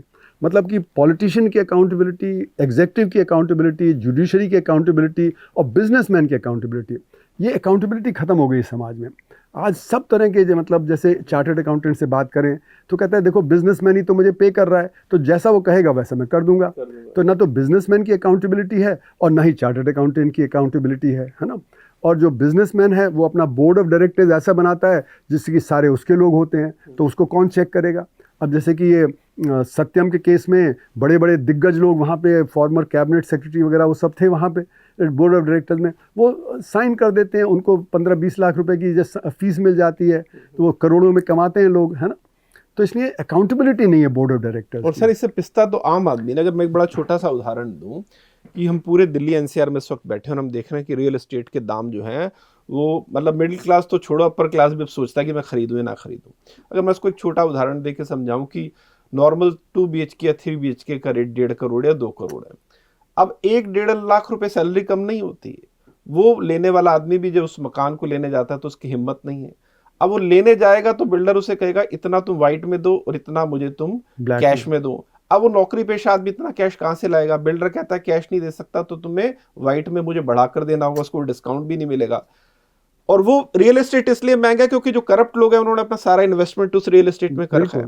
तो मतलब करप्ट आदमी के करप्शन की सजा वो एक नौकरी पेशा आदमी भुगत रहा है जो बेचारा वैसे भी इनकम टैक्स भी दे रहा है। सही बात तो सर ये तो मतलब सिर्फ हाउसिंग में ही नहीं, आप देखिए शिक्षा में जो कैपिटेशन फी देनी पड़ती है, अगर आपको एजुकेशन है, हेल्थ है ना, फिर आपको हेल्थ में आपको जो करना पड़ता है, तो सभी क्षेत्रों में ये इसका असर है। तो वापस आते हैं जो आपने सवाल पूछा था कि ये जो टैक्स कलेक्शन जब कम होगा तो आपका जब खर्चा है ना वो आप पूरा नहीं कर सकते। तो जितना शिक्षा पे खर्च करना चाहिए, स्वास्थ्य पे खर्चना चाहिए, नहीं, अगर आपका जो आज 18% के करीब जो टैक्स का हिस्सा आता है जीडीपी का, वो 41% हो जाए तो आपके पास पर्याप्त मात्रा में पैसा होगा शिक्षा पे खर्च करने के लिए, स्वास्थ्य पे खर्च करने के लिए, रोज़गार पे खर्च करने के लिए, है ना। और जो इंटरेस्ट पे करना है वो इंटरेस्ट नहीं पे करेंगे तो वो अतिरिक्त और मिल जाएगा। तो अभी क्या हो रहा है कि 1980 से हमारे बजट में रेवेन्यू डेफिसिट हो जाता है, मतलब जो अभी हमारे चालू खर्चे हैं ना वो हम बोरो करके उसको पे कर रहे हैं। तो एक बंधुआ मजदूर क्या होता है कि उसके पास पैसा खाने पीने का नहीं है तो उधार लेता है। अब क्योंकि उसने उस पर कमाया नहीं तो अगले साल और उधार लेना पड़ता है। तो बंधुआ मजदूर ये बोरो करता है, फिर पे करता है, फिर बोरो करता है, फिर पे करता है। तो इसी तरह हमारे भी बजट में जो हमारे चालू खाते हैं, है ना, उसके लिए हम जो उधार लेके जो खर्च कर रहे हैं, तो इसलिए वो बढ़ता चला गया है। तो जो आपने जैसे कहा कि अभी इंटरेस्ट पेमेंट सबसे बड़ा आइटम है हमारे बजट में, है ना। तो मतलब एक तरफ हम बोरो कर रहे हैं, दूसरे हाथ से हम पे कर रहे हैं। तो अगर हमारा ये अतिरिक्त आता होता, है ना, तो जो हमारा डेफिसिट है बजट में जो 4%, 5%, 6%, वो सरप्लस हो जाता, है ना, और हम जितना भी लोन है उसको हम रीपे कर देते, तो फिर हमारे पास पैसा और ज़्यादा होता। तो और फिर क्योंकि काले धन की अर्थव्यवस्था नहीं होती तो हमारे जो पॉलिसी फेलियर है वो पॉलिसी फेलियर ख़त्म हो जाता, तो हमारी अर्थव्यवस्था को बहुत ज़्यादा फ़ायदा होता। पॉलिसी फेलियर नहीं होता, शिक्षा पे, स्वास्थ्य पे, बाकी चीज़ों पे हम ज़्यादा खर्च करते तो अर्थव्यवस्था बहुत अच्छी और तेज़ी से चलती, है ना। अभी जैसे कि कोठारी कमीशन ने 1968 में बताया कि हमको कम से कम 6% खर्च करना चाहिए पब्लिक एजुकेशन पे। हमने कभी 4% से ज़्यादा नहीं खर्च किया। और मलेशिया और थाईलैंड और इन सब देशों ने 10% तक खर्च किया।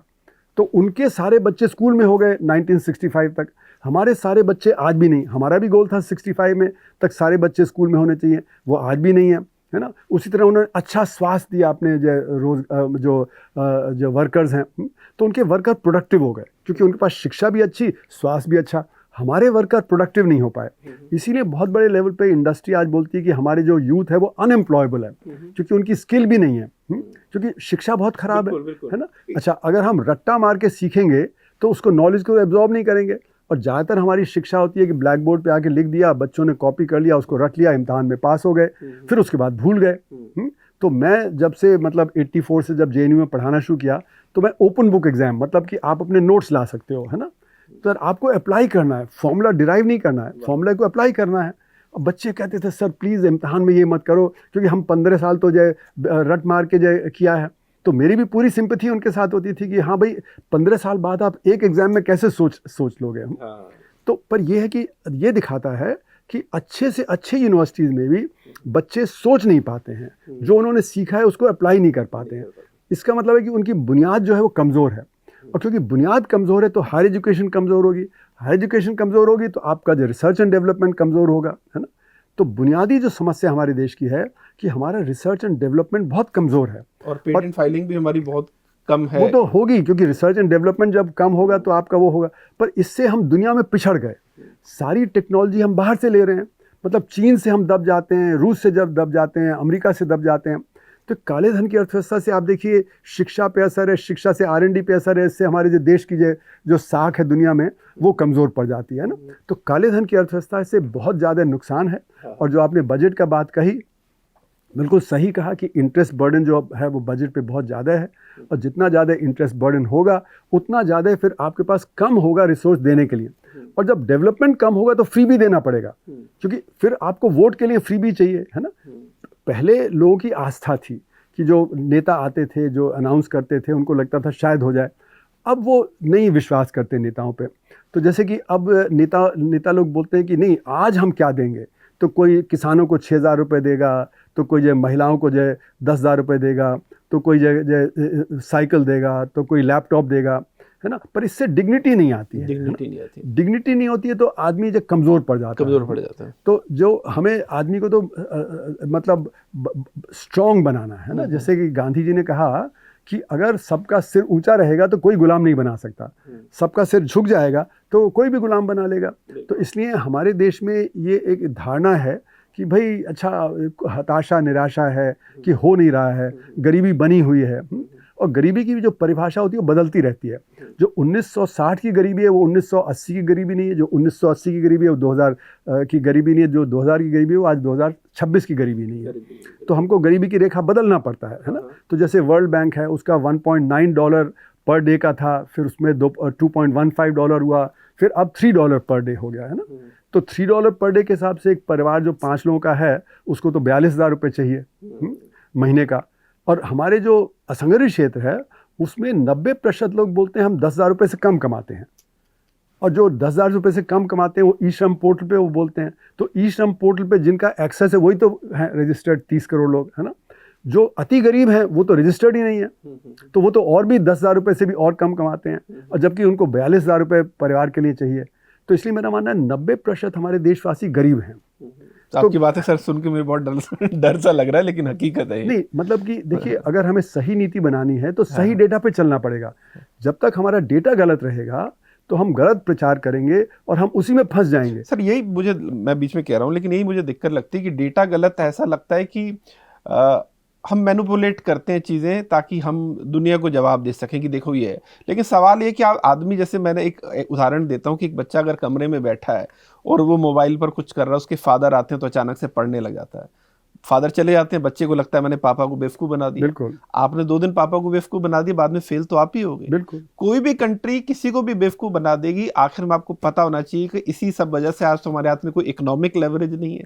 चाइना के पास टेक्नोलॉजी है, यूएस के पास टेक्नोलॉजी है, मिडल ईस्ट के पास तेल है, आपके पास क्या? आप तो जैसे आपने कहा कि आप हर चीज़ पर डिपेंडेंट है। तो हम चुनाव तो हो सकता है इस तरह की राजनीति से जीत जाएं कि ये आंकड़ा बहुत अच्छा है, ये बहुत चीज़ कम है, ये बड़ा है, लेकिन अंदर की तस्वीर आप बता रहे हैं कि 90% लोग अगर 10,000 नहीं कमा रहे हैं तो फिर आप कब तक इस चीज़ को दबा के रखेंगे? ये तो विस्फोट बन जाएगा किसी। ऐसा है कि देखिए जो नॉर्मल टाइम होता है ना, नॉर्मल टाइम पे तो हम चल लेंगे कि हमारा संग्रहित क्षेत्र का डेटा है ना। हाँ। सरकार कहती है देखो टैक्स कलेक्शन भी हो रहा है और जो स्टॉक मार्केट भी हो रहा है, पर स्टॉक मार्केट में तो 1,500 एक्टिव स्क्रिप्ट हैं, है ना। तो वो जो छोटा यूनिट 6.5 लाख हैं या जो माइक्रो सेक्टर 7 करोड़ है वो तो नहीं रिप्रेजेंट करता उसको, है ना। तो स्टॉक मार्केट में तो संग्रहित क्षेत्र ही रिप्रेजेंटेड है ना।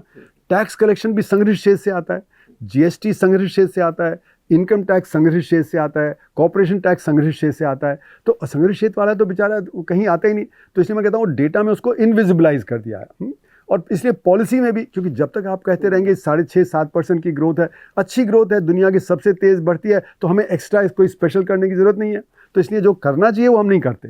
तो इसलिए हम अपने को ही बेवकूफ़ बनाते हैं, जैसे कि आप कह रहे हैं, जबकि असल में ज़रूरत है कि हम नीचे से करें।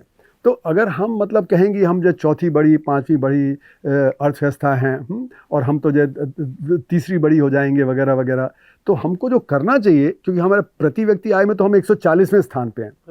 तो जब तक नीचे से लोगों को ऊपर नहीं लाएंगे तब तक हम विकसित देश कैसे बनेंगे, है ना। 94% गरीब रहें और 6% डेवलप करें, उसके आधार पे हम सोचें कि हम विकसित हो जाएंगे, तो वो नहीं होने वाला है। तो विकसित देश बनने के लिए भी हमको नीचे से ऊपर लाना पड़ेगा ना। हमें माइक्रो सेक्टर, कृषि में, वहाँ पे आमदनी बढ़ानी पड़ेगी। और यही वजह है कि हमारे अर्थव्यवस्था में डिमांड की कमी हो जाती है। आपने देखा 2019 में कॉर्पोरेट सेक्टर को बहुत कंसेशन दिया गया, उनको 1.6 लाख करोड़ का फ़ायदा हुआ। तो ये सोचा गया था कि वो अब इन्वेस्ट ज़्यादा करेंगे और इन्वेस्ट ज़्यादा करने से फिर ग्रोथ और बढ़ जाती है, पर उन्होंने इन्वेस्ट नहीं किया, उन्होंने अपनी बैलेंस शीट क्लीन कर ली, जो उनका ऋण था उसको ख़त्म कर दिया। तो आज हमारे संगठित क्षेत्र का बैलेंस शीट बहुत अच्छा है, पर सरकार कहती है कि पर आप इन्वेस्ट क्यों नहीं कर रहे हो? तो वो कहते हैं जी डिमांड कम है। और डिमांड कम है का क्या मतलब है कि आरबीआई ना, जो हमारा रिजर्व बैंक है, वो इस पर कैपेसिटी यूटिलाइजेशन का डेटा देता है। तो कैपेसिटी यूटिलाइजेशन का डेटा 70 और 75 के बीच में घूम रहा है पिछले 10 साल से। पैंडेमिक के दौरान तो वो 40% पहुंच गया था, क्योंकि उस समय तो बहुत कम हो गया था। बिल्कुल। बट अगर आप 100 एयर कंडीशनर बना रहे हो और आपके 70 ही बिक रहे हैं, तो आप अपनी कैपेसिटी 110 क्यों करोगे? जब तक कि वो डिमांड 85-90 नहीं आएगी, तब तक आप कैपेसिटी यूटिलाइजेशन नहीं बढ़ा, तब तक आप जो इन्वेस्टमेंट ज़्यादा नहीं करोगे। तो इसलिए प्राइवेट सेक्टर कह रहा है कि ये डिमांड कम है। और डिमांड क्यों कम है? क्योंकि गैर बराबरी बढ़ रही है। जो नीचे का तबका है उसकी आमदनी नहीं बढ़ रही, जो ऊपर का तबका है उसकी आमदनी बढ़ रही है। पर ऊपर का जो तबका है, जैसे कि अगर हम लोग देखें तो हमें जो खर्च करना है हम कर रहे हैं। अगर हमें 100 रुपये अतिरिक्त मिलेगा तो भी हम ज़्यादा नहीं कर, ज़्यादा हो सकता है कि हम एक सीशेल्स में जाके छुट्टी और मना लें, है ना, पर वो तो बाहर का खर्चा होगा, यहाँ तो खर्चा नहीं होगा। पर जो गरीब आदमी है, अगर उसके हाथ में 100 रुपये आता है तो वो अपने लिए एक चप्पल खरीद लेगा, पत्नी के लिए कुछ खरीद लेगा, बच्चे के लिए स्कूल बैग खरीद लेगा, किचन के लिए कटोरी, पूरा 100 खर्च कर देगा। तो डिमांड जनरेट करने के लिए नीचे के तबका जो 90% है, उनकी आमदनी बढ़ाना ज़रूरी है। उस पर हम ध्यान नहीं दे रहे हैं। लेकिन सर उसमें दिक्कत है, ये दिख रही है, आपने बड़ी अच्छी बात की कि असंगठित क्षेत्र को एक तरह से उसके हाल पे छोड़ दिया गया। अब इसमें अगर मैं एजुकेशन को भी लेकर आऊँ कि ज़्यादातर गरीब हैं जो प्राइवेट स्कूल, महंगे प्राइवेट स्कूल अफोर्ड नहीं कर सकते, वो तो उन्हीं स्कूलों में जा रहे हैं। उन स्कूलों में उनका बच्चा जो पढ़ के निकल रहा है वो इस लायक नहीं बन पा रहा कि इस संगठित क्षेत्र जिसमें मौके हैं वो अपने आप को कहीं अपनी दावेदारी पेश कर सके। सही बात है। मतलब वो और गरीब होने वाला है। और असंगठित क्षेत्र में चूंकि मौके नहीं है तो बेचारा कहाँ जाएगा? तो ये जो आइसोलेशन है ये और बढ़ेगा और खाइए ये और बढ़ेगी। तो इस तरफ सरकार, और फिर जब हम ये देखते हैं कि जितने बड़े प्राइवेट स्कूल हैं या यूनिवर्सिटीज़ हैं या कॉलेज हैं, उनमें तो खुद, मैं आंकड़ा तो नहीं बताऊंगा यहाँ, उस पर विवाद हो जाएगा, लेकिन उसमें तो बहुत ज़्यादा आंकड़ा तो पॉलिटिशियंस का ही उनका पैसा लगा है। तो किसी देश में अगर पॉलिटिशियन या सरकार में बैठे लोग किसी भी तरह से, जिनकी जिम्मेदारी है कि अपनी पब्लिक को अपलिफ्ट करें, बजाय वो एक ऐसे सिस्टम को बना रहे हैं जिसमें वो गरीब आदमी और पीछे जा रहा है, तो हम एंटी नेशनल पॉलिटिक्स का आजकल बहुत बड़ा शब्द इस्तेमाल कर रहे हैं, तो शायद उसी दायरे में आता है।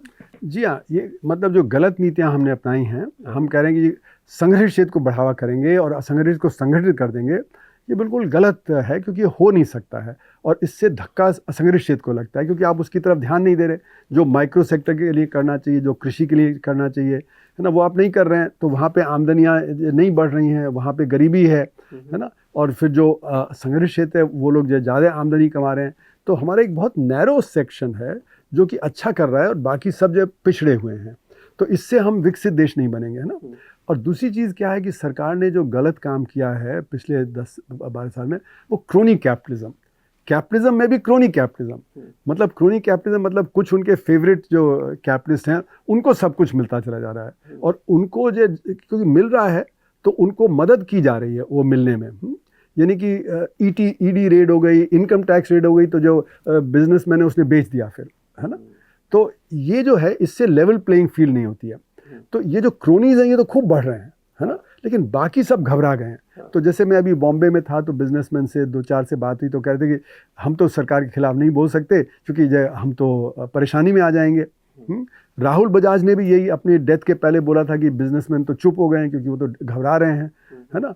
तो अगर ऐसा होता है तो क्या है कि बिजनेसमैन देश छोड़ के जा रहे हैं। तो 2014 से 2019 के बीच में करीब 23,000 अल्ट्रा हाई नेटवर्थ इंडिविजुअल देश छोड़ के चले गए। ये मैंने 2019 में एक आर्टिकल देखा था। बिल्कुल। 2019 में 7,500 और चले गए, 2022 में भी 7,500 और छोड़ के चले गए। यानी 2.5 लाख जो अल्ट्रा हाई नेटवर्थ इंडिविजुअल्स हैं उसमें करीब 50,000 देश छोड़ के चले गए। बीच के डेटा नहीं है मेरे पास, है ना, नहीं तो और भी ज़्यादा। तो हो सकता है कि 70-80 हज़ार चले गए हों 2.5 लाख में से। तो यानी कि इन्वेस्टमेंट क्लाइमेट ख़राब हो गया है। ये जब तक क्रोनी कैपिटलिज्म चलेगा तो आपका R&D भी नहीं होगा, क्योंकि उनको तो सब कुछ मिल रहा है, तो उनको जो कम्पीट करने की ज़रूरत नहीं है, है ना। कंपटीशन में फिर आप टेक्नोलॉजी डेवलप करते हैं, ये सब करते हैं। यहाँ पे तो बिना टेक्नोलॉजी डेवलप किए आपको सब मिल जा रहा है, आप बाहर से जो टेक्नोलॉजी इंपोर्ट कर लेते हैं।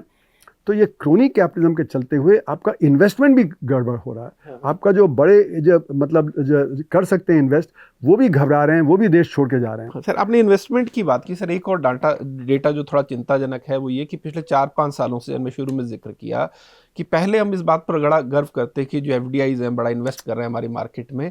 अब हम देख रहे हैं कि वो लगातार पैसा निकाले जा रहे हैं। 2022 तक तो कहीं ना कहीं हमारे जो देसी इन्वेस्टर थे उन्होंने मार्केट संभाल रखा था। इसका क्या रीजन देखते हैं कि मार्केट अब टेक्नोलॉजी बेस्ड इंडस्ट्रीज की तरफ जा रहा है, वो यहाँ है नहीं, वो यूएस में है? कैसे सर उसको एक्सप्लेन करेंगे? आपने ठीक कहा कि हमारा दो तरह से फॉरेन इन्वेस्टमेंट आता है, एक तो पोर्टफोलियो इन्वेस्टमेंट और एक फॉरेन डायरेक्ट इन्वेस्टमेंट, है ना। तो पोर्टफोलियो इन्वेस्टमेंट 2024-25 सितंबर के बाद बाहर जा रहा है, यानी कि करीब करीब अब 1.25-2 साल हो गए, है ना। और जो फॉरेन डायरेक्ट इन्वेस्टमेंट है वो कम हो गया, है ना। तो उसमें क्या है कि जो नेट इन्वेस्टमेंट है ना वो कम हो गया है। ग्रोस इन्वेस्टमेंट तो आ रहा है पर यहाँ से देश से पैसा बाहर निकाला जा रहा है। तो इसलिए जो नेट है, मतलब जितना आ रहा है और जितना जा रहा है उसके बीच का जो डिफरेंस नेट है वो बहुत कम हो गया है, क्योंकि देश से लोग पैसा निकाल रहे हैं।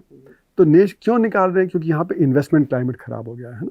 और दूसरा, जैसे आपने सही कहा कि टेक्नोलॉजी में बहुत बड़ा फ़र्क है। बाहर के जो देश हैं जैसे अमेरिका, वहाँ पे 7 जो बड़ी टेक्नोलॉजी कंपनियाँ उन्होंने ज़बरदस्त उछाल पे हैं। साउथ कोरिया, ताइवान की जो टेक्नोलॉजी कंपनियाँ वो, तो यहाँ पे डॉलर में रिटर्न कम हो गया है, क्योंकि रुपया एक तो कमज़ोर हुआ तो उसलिए डॉलर में रिटर्न आपका कम हो गया। दूसरा, वहाँ पे बहुत रिटर्न मिल रहा है तो इसलिए ये कैपिटल बाहर जा रहा है। तो ये जो कैपिटल बाहर जा रहा है तो वो हमारी जो टेक्नोलॉजी कंपनियाँ, क्योंकि हम कहीं एआई में है नहीं, तो इसलिए हमारी टेक्नोलॉजी कंपनी डाउन हुई है, उनकी टेक्नोलॉजी कंपनियों में जो असर हुआ है। तो हमारे पूरे स्टॉक मार्केट पे उसका असर दिख रहा है। और थोड़ी घबराहट भी है कि ये एआई के आने से हमारी अर्थव्यवस्था पे क्या असर पड़ेगा। और फिर अनिश्चितता, यूक्रेन के युद्ध से, उसके पहले जो पैंडेमिक से, अब ये जो वेस्ट एशिया का जो क्राइसिस है, तो एक अनिश्चितता का जब दौर होता है तो परेशानी और बढ़ जाती है। तो ये कई फैक्टर्स हैं, रुपए की गिरावट है, बाहर की जो कंपनियों में जो स्टॉक मार्केट में बहुत अच्छा रिटर्न मिल रहा है। अब यहाँ तक कि कोरिया में 2026 में 110% का उछाल है ना। यहाँ पे तो गिरावट है तो यहाँ पे तो नेगेटिव रिटर्न है, वहाँ पे 110%, तो नेचुरली फिर कैपिटल वहाँ जाएगा, है ना। तो इसलिए हमारी जो टेक्नोलॉजी में जो कमज़ोरी है वो फिर नज़र आ रही है। हमारी जो टेक्नोलॉजी में कमज़ोरी है वो हमारे एक्सपोर्ट इंपोर्ट में भी नज़र आती है, वो हमारे ट्रेड डेफिसिट में भी नज़र आती है। क्योंकि चीन से हम कोशिश कर रहे हैं कि हम ट्रेड कम कर दें, पर वो बढ़ता जा रहा है ट्रेड डेफिसिट। 3 साल पहले 80-85 बिलियन डॉलर का ट्रेड डेफिसिट था, आज 102 बिलियन डॉलर का हो गया।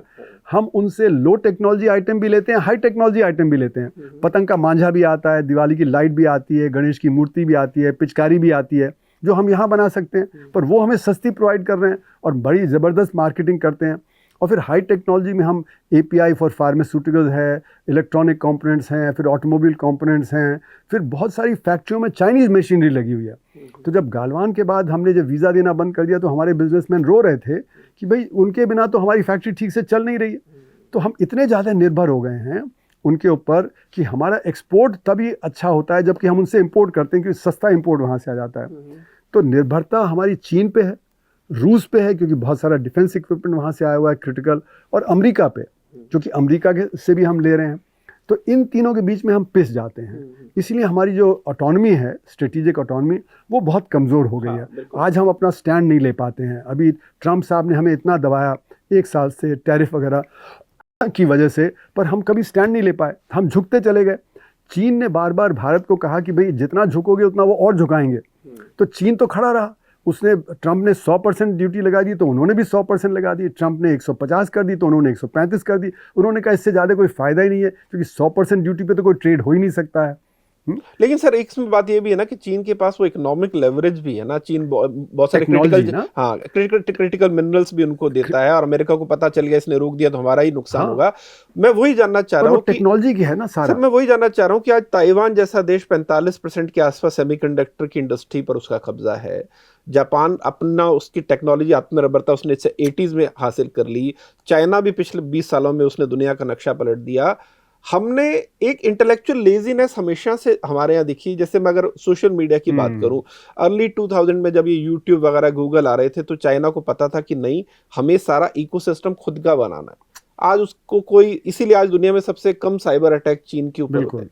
हमारे पास ये विजन क्यों नहीं था कि हम हर चीज, चलो यूट्यूब वहां से ले लें, चलो ये कच्चा सामान है ये चलो चीन से ले लें, हथियार चलो वहां से ले लें।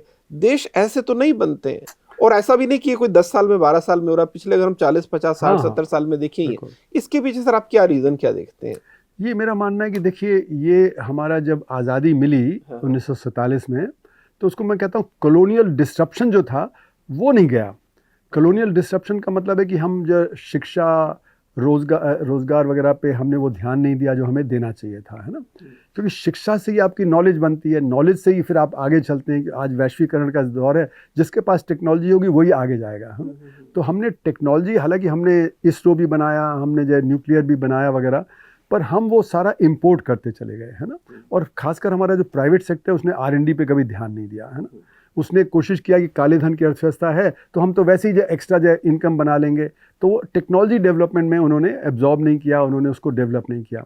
और दूसरा क्या था डिस्ट्रप्शन की, जो हमारा जो आम आदमी है और जो रूलर है उसके बीच का लिंक ब्रिटिश ने ख़त्म कर दिया था। क्योंकि जो हमारे रूलर थे वो ब्रिटिश को अकाउंटेबल थे, ना कि पब्लिक को।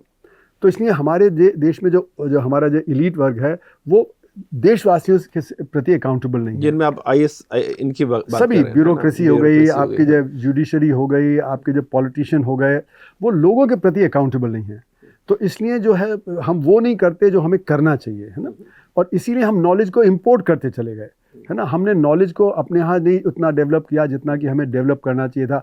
R&D पे ध्यान नहीं दिया। और एक हमारे देश में बड़ा फ्यूडल वो था, क्योंकि हम बहुत पिछड़े हुए थे।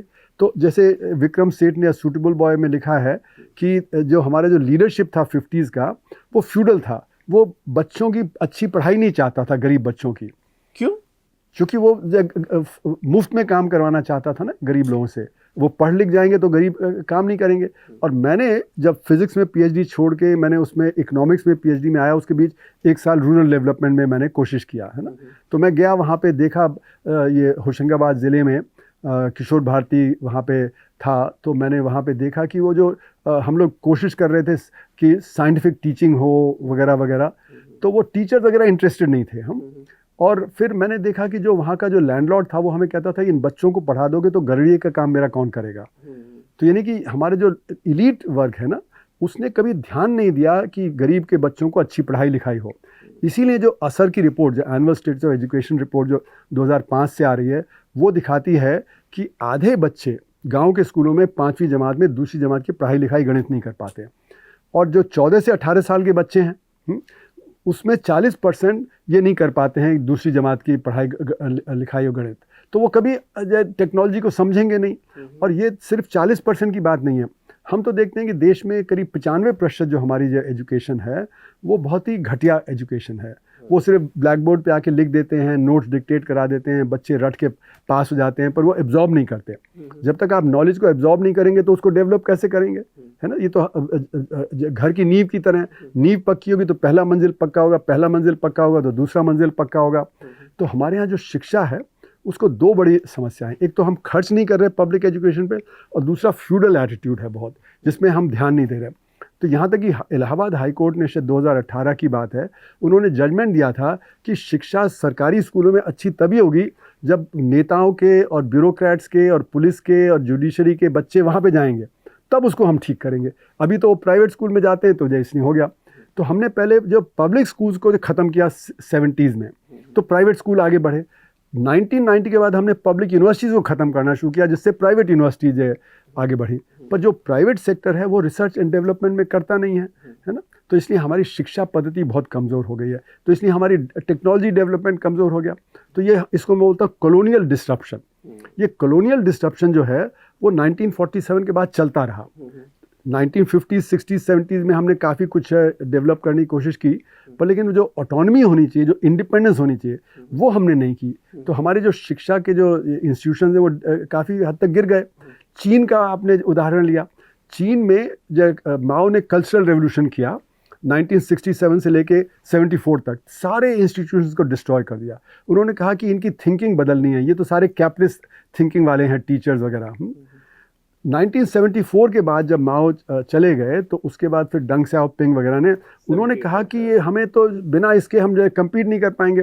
तो उन्होंने कहा कि how does the colour of a cat matter, वो तो सफ़ेद हो या काली हो उसको तो चूहे पकड़ने हैं। तो उन्होंने कैपिटलिस्ट पाथ किया और टेक्नोलॉजी पे ध्यान दिया।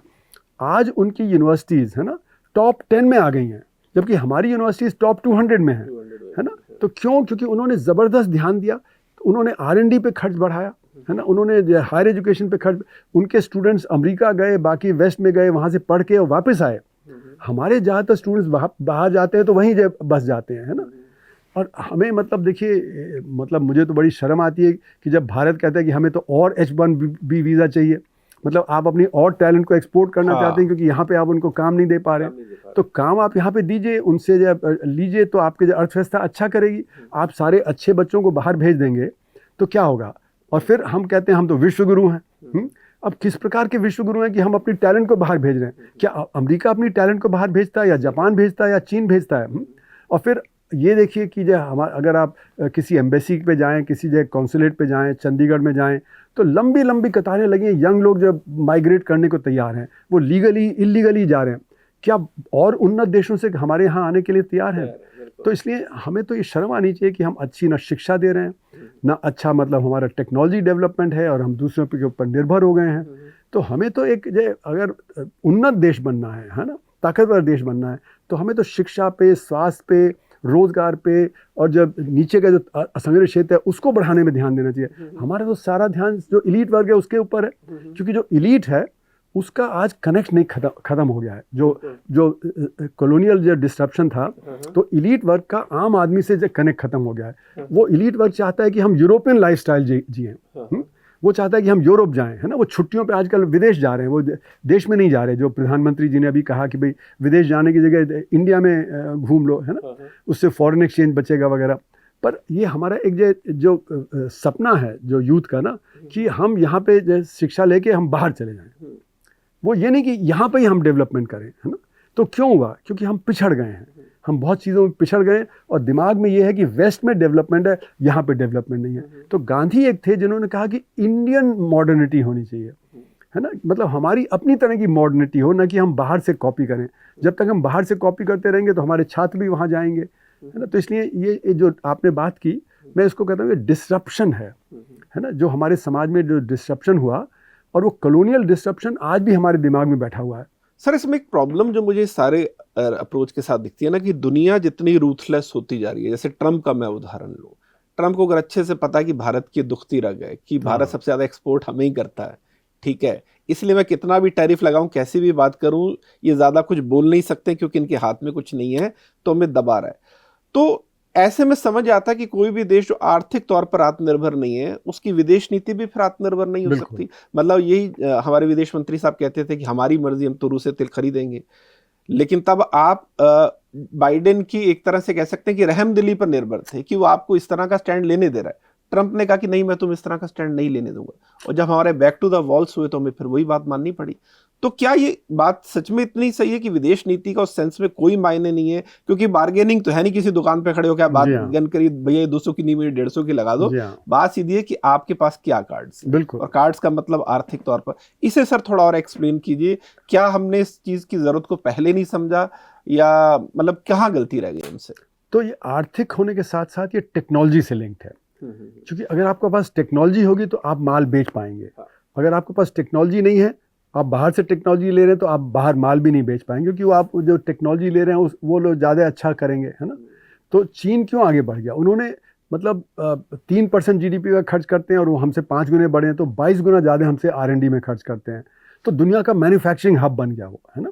तो इसलिए सबको चीन की बात सुननी पड़ती है। ट्रंप को भी चीन की बात सुननी पड़ी, उनको टैरिफ जो 150% से फिर घटाना पड़ा, और उनके इलेक्ट्रॉनिक आइटम वो समझ गए कि हम नहीं बना पाएंगे, तो उस पर तो टैरिफ लगाया ही नहीं चीन पे।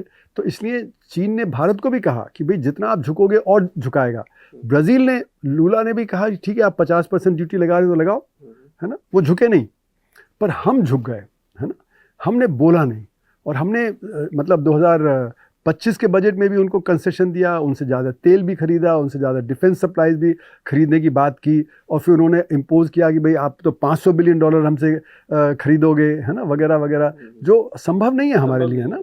तो पर इस तरह की फिर कृषि का मार्केट खोलने की बात कही, फिर रूस से तेल नहीं लेने की बात कही, तो मतलब हर तरह से हमें दबाते चले गए और हम चुपचाप उसको सहते चले गए, क्योंकि हमारी वो ऑटोनॉमी नहीं है, जो स्ट्रेटेजिक ऑटोनॉमी होनी चाहिए, जिसकी वजह से चीन खड़ा रहता है या ब्राज़ील खड़ा हो गया, है ना। वो स्ट्रेटेजिक ऑटोनॉमी तो तब आएगी जब हमारे पास टेक्नोलॉजी होगी।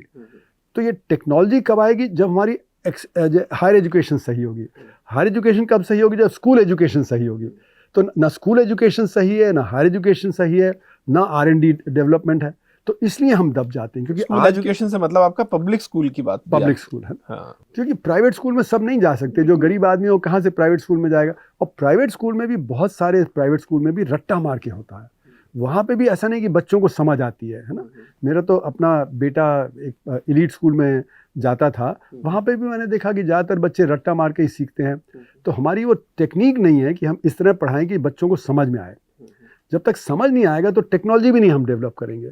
तो इसीलिए हमारे इतने सारे बच्चे स्कूल में या यूनिवर्सिटीज़ वगैरह में हैं, पर हम R&D में दुनिया में कहीं नहीं है, ना पेटेंट में है, ना कहीं उसमें, है ना। जितनी भी एडवांस टेक्नोलॉजी हैं, इसीलिए AI में हम इतना पिछड़ गए।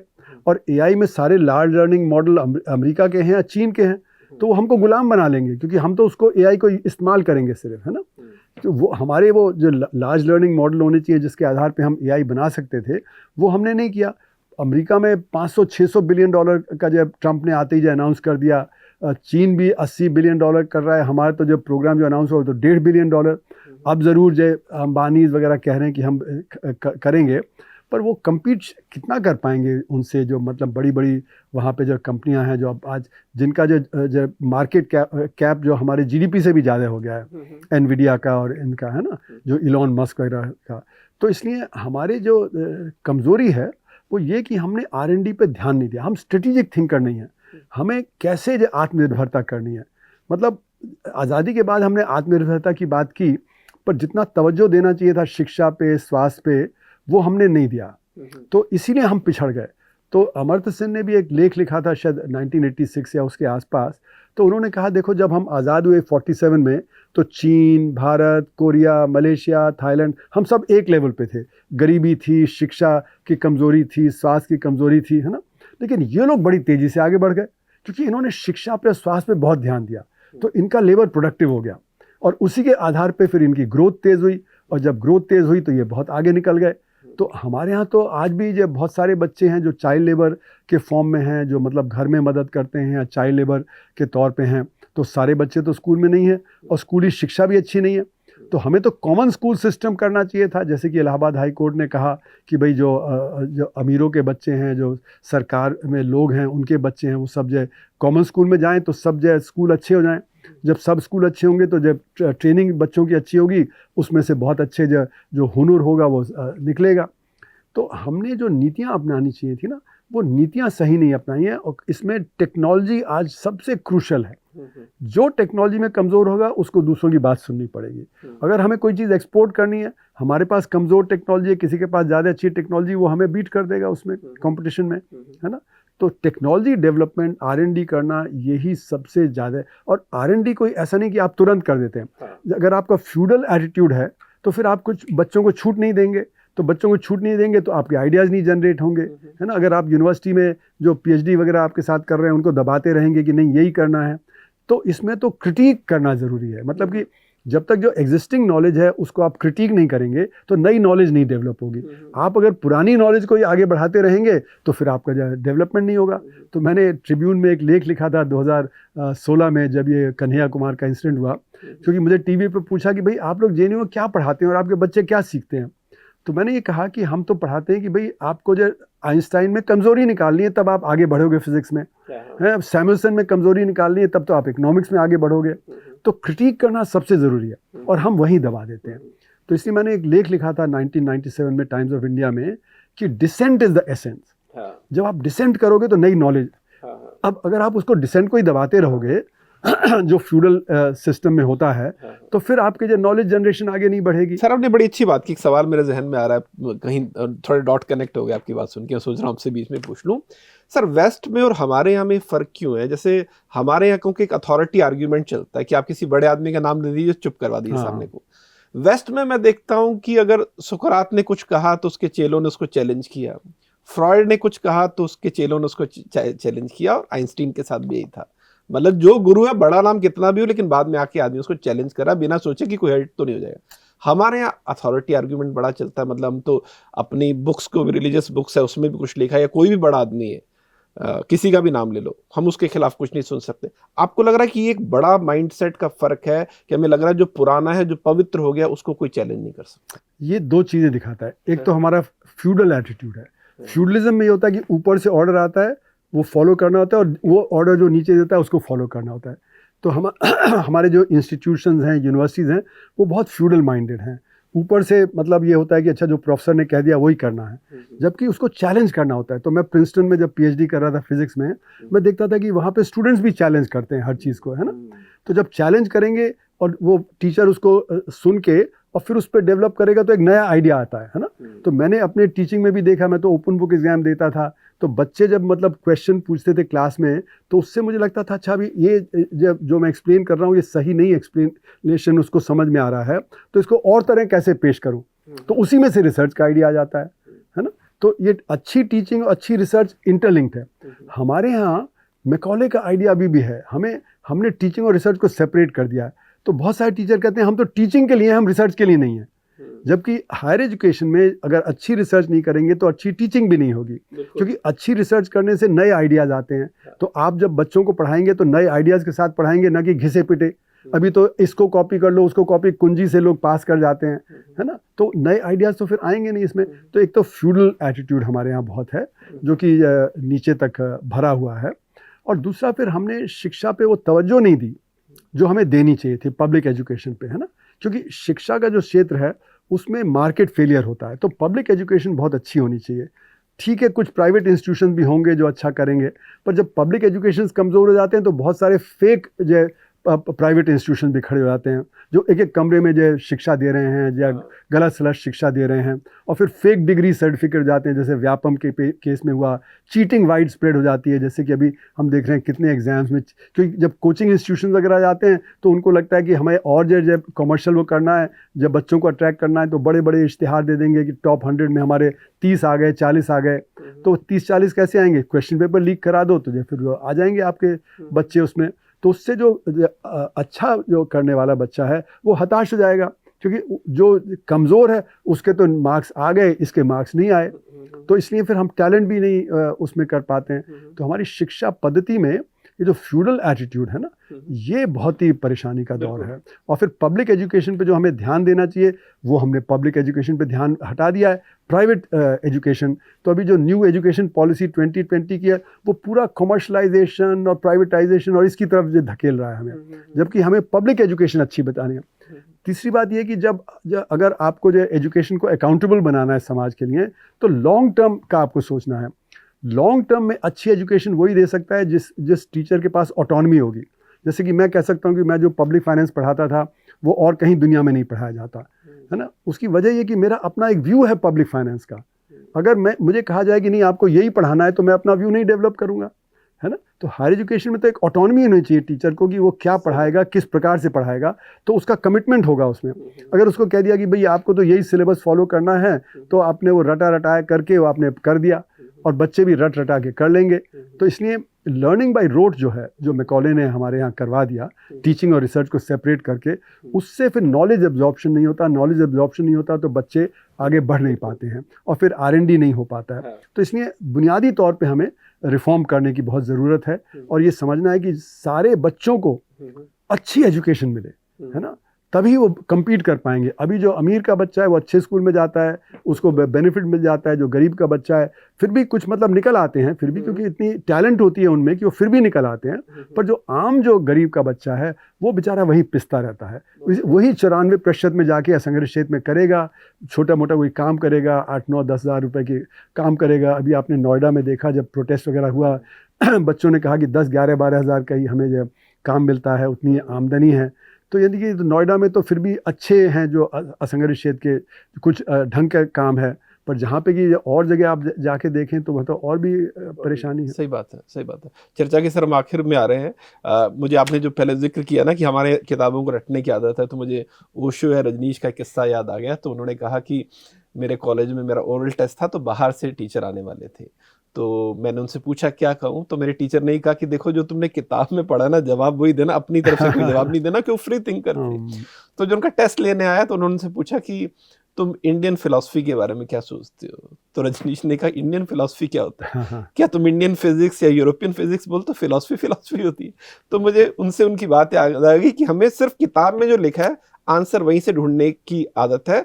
क्या सर इसके पीछे एक ये वजह भी है कि साउथ एशिया में या कोई भी सोसाइटी जो धार्मिक तौर पर अगर कट्टर है या रिलीजियस एक्सट्रीमिज्म वहां पर है, चूंकि वहां पर जिंदगी को लेकर ज्यादातर सच हम वो मानते हैं जो हमारी किताबों से हमें मिल रहे हैं, और अपनी तरफ से अगर हम कुछ भी एक्सप्लोर करें और वो एक्सप्लोर किया गया सच उस किताब के सच से मैच नहीं करता, तो वहां पर बहुत सारे लोग हर्ट हो जाते हैं। पाकिस्तान में इसकी मिसाल है। बाकायदा वहां पर किस तरह से साइंस पढ़ाते वक्त भी इस बात का ख्याल रखा गया कि जो सबसे ऊपर किसको रखना है। आपको लग रहा है कि चूंकि टेम्परामेंट हम लोगों का, सोसाइटी का अभी भी वो है कि ये मजहब सबसे, अधर्म सबसे ऊपर है, तो उस वजह से भी क्रिटिकल थिंकिंग डेवलप नहीं हो पाई, क्योंकि यही क्रिटिकल थिंकिंग तो हर जगह नए विचार को, नई रिसर्च को लेकर आती है। ऐसे कई चीज़ें हैं। अब जैसे इटली है, रिनेसा वहाँ पे 15-16वीं शताब्दी अगर में आया, तो वहाँ पे तो कैथोलिसिज्म वगैरह था, खुद रिलीजियस वो था। गैलीलियो को भी ये वापस होना पड़ा, पर वहाँ पे एक जो डायनेमिज्म आया है ना, जो रिनेसांस के तौर पे है ना। हमारे यहाँ जो कॉलोनियल रूल था उसने उस डायनेमिज्म को किल किया है ना। जो हमारे यहाँ जो एक फ्यूडलिज्म कमज़ोर पड़ता जा रहा था, उसको उन्होंने दोबारा रीइंफोर्स कर दिया, क्योंकि उनको पॉपुलेशन पे कंट्रोल करना था, तो लैंडलॉर्ड्स को उन्होंने तेज़ कर दिया। नहीं तो लैंडलॉर्डिज्म धीरे धीरे कमज़ोर होता तो फ्यूडलिज्म धीरे धीरे कमज़ोर होता।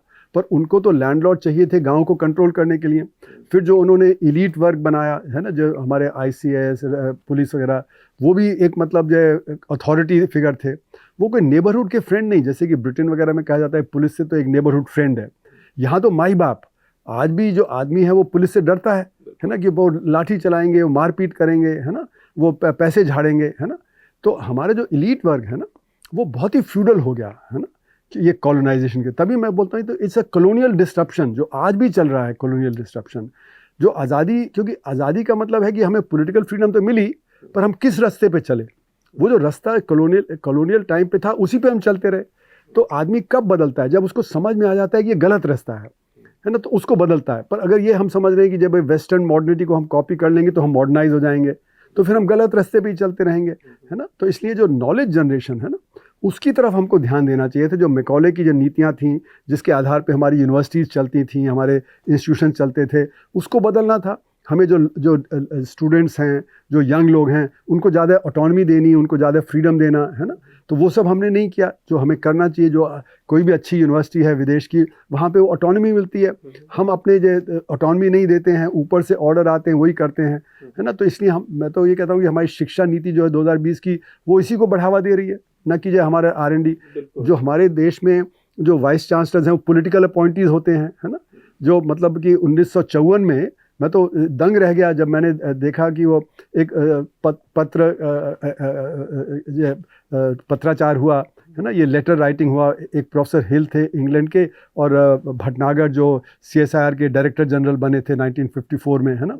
तो हिल ने कहा कि आप ये क्या कर रहे हो, आप ये लैब्स बना दे रहे हो, तो अच्छे टीचर नहीं रहेंगे यूनिवर्सिटी में, तो फिर नेक्स्ट जनरेशन को कौन ट्रेन करेगा। तो भटनागर ने कहा कि सारे VC तो पॉलिटिकल अपॉइंटीज हैं। ये आज की बात नहीं, मैं 1954 की बात बता रहा हूँ। तो यहाँ पे क्या होगा, फिर हमारे डायरेक्टर्स भी पॉलिटिकल अपॉइंटीज हो गए, तो ना हमारे इंस्टीट्यूशन बचे, ना हमारे ये। तो अगर ऊपर से आप कर दोगे जो मतलब केबल नहीं है, तो उनका रेस्पेक्ट नहीं होगा। जबकि जो ऊपर का है उसके लिए रेस्पेक्ट, उसकी नॉलेज के लिए रेस्पेक्ट होना चाहिए। तो वो क्या करते हैं, ऊपर जो होते हैं वो अपने चारों तरफ साइको फैंस डेवलप कर लेते हैं, क्योंकि इनसिक्योर होते हैं, क्योंकि वो वाहवाही करेंगे। तो फिर वो जो रियली जो जेन्युइनली मतलब ऑटोनमस हैं या जो जेन्युइनली इंडिपेंडेंट ना, उनको दबाते रहते हैं, क्योंकि वो हर चीज़ को क्वेश्चन करते हैं। तो उनको कहते हैं ये ट्रबल मेकर है। तो जो आपकी रिसर्च कर सकते हैं उन्हीं को आप दबा देते हो, उन्हीं को आप हैरेस करते हो। तो मेरा मानना है कि जैसे अगर एक वर्कर का हाथ कट जाए तो वो काम नहीं कर सकता, अगर आप एक इंटेलेक्चुअल को माइंड में डिस्टर्ब कर दो तो उसका जो काम खत्म हो जाता है। तो इसलिए हम जो कर रहे हैं है ना, ये एक सारा का सारा एक ये फ्यूडल जो सिस्टम है जिसको कॉलोनाइजेशन ने स्ट्रेंथन कर दिया, वो फ्यूडल सिस्टम आज भी चल रहा है। और इसी ने जो मतलब क्वेश्चन करता है उसको फिर हम एंटी नेशनल बोल देते हैं, है ना।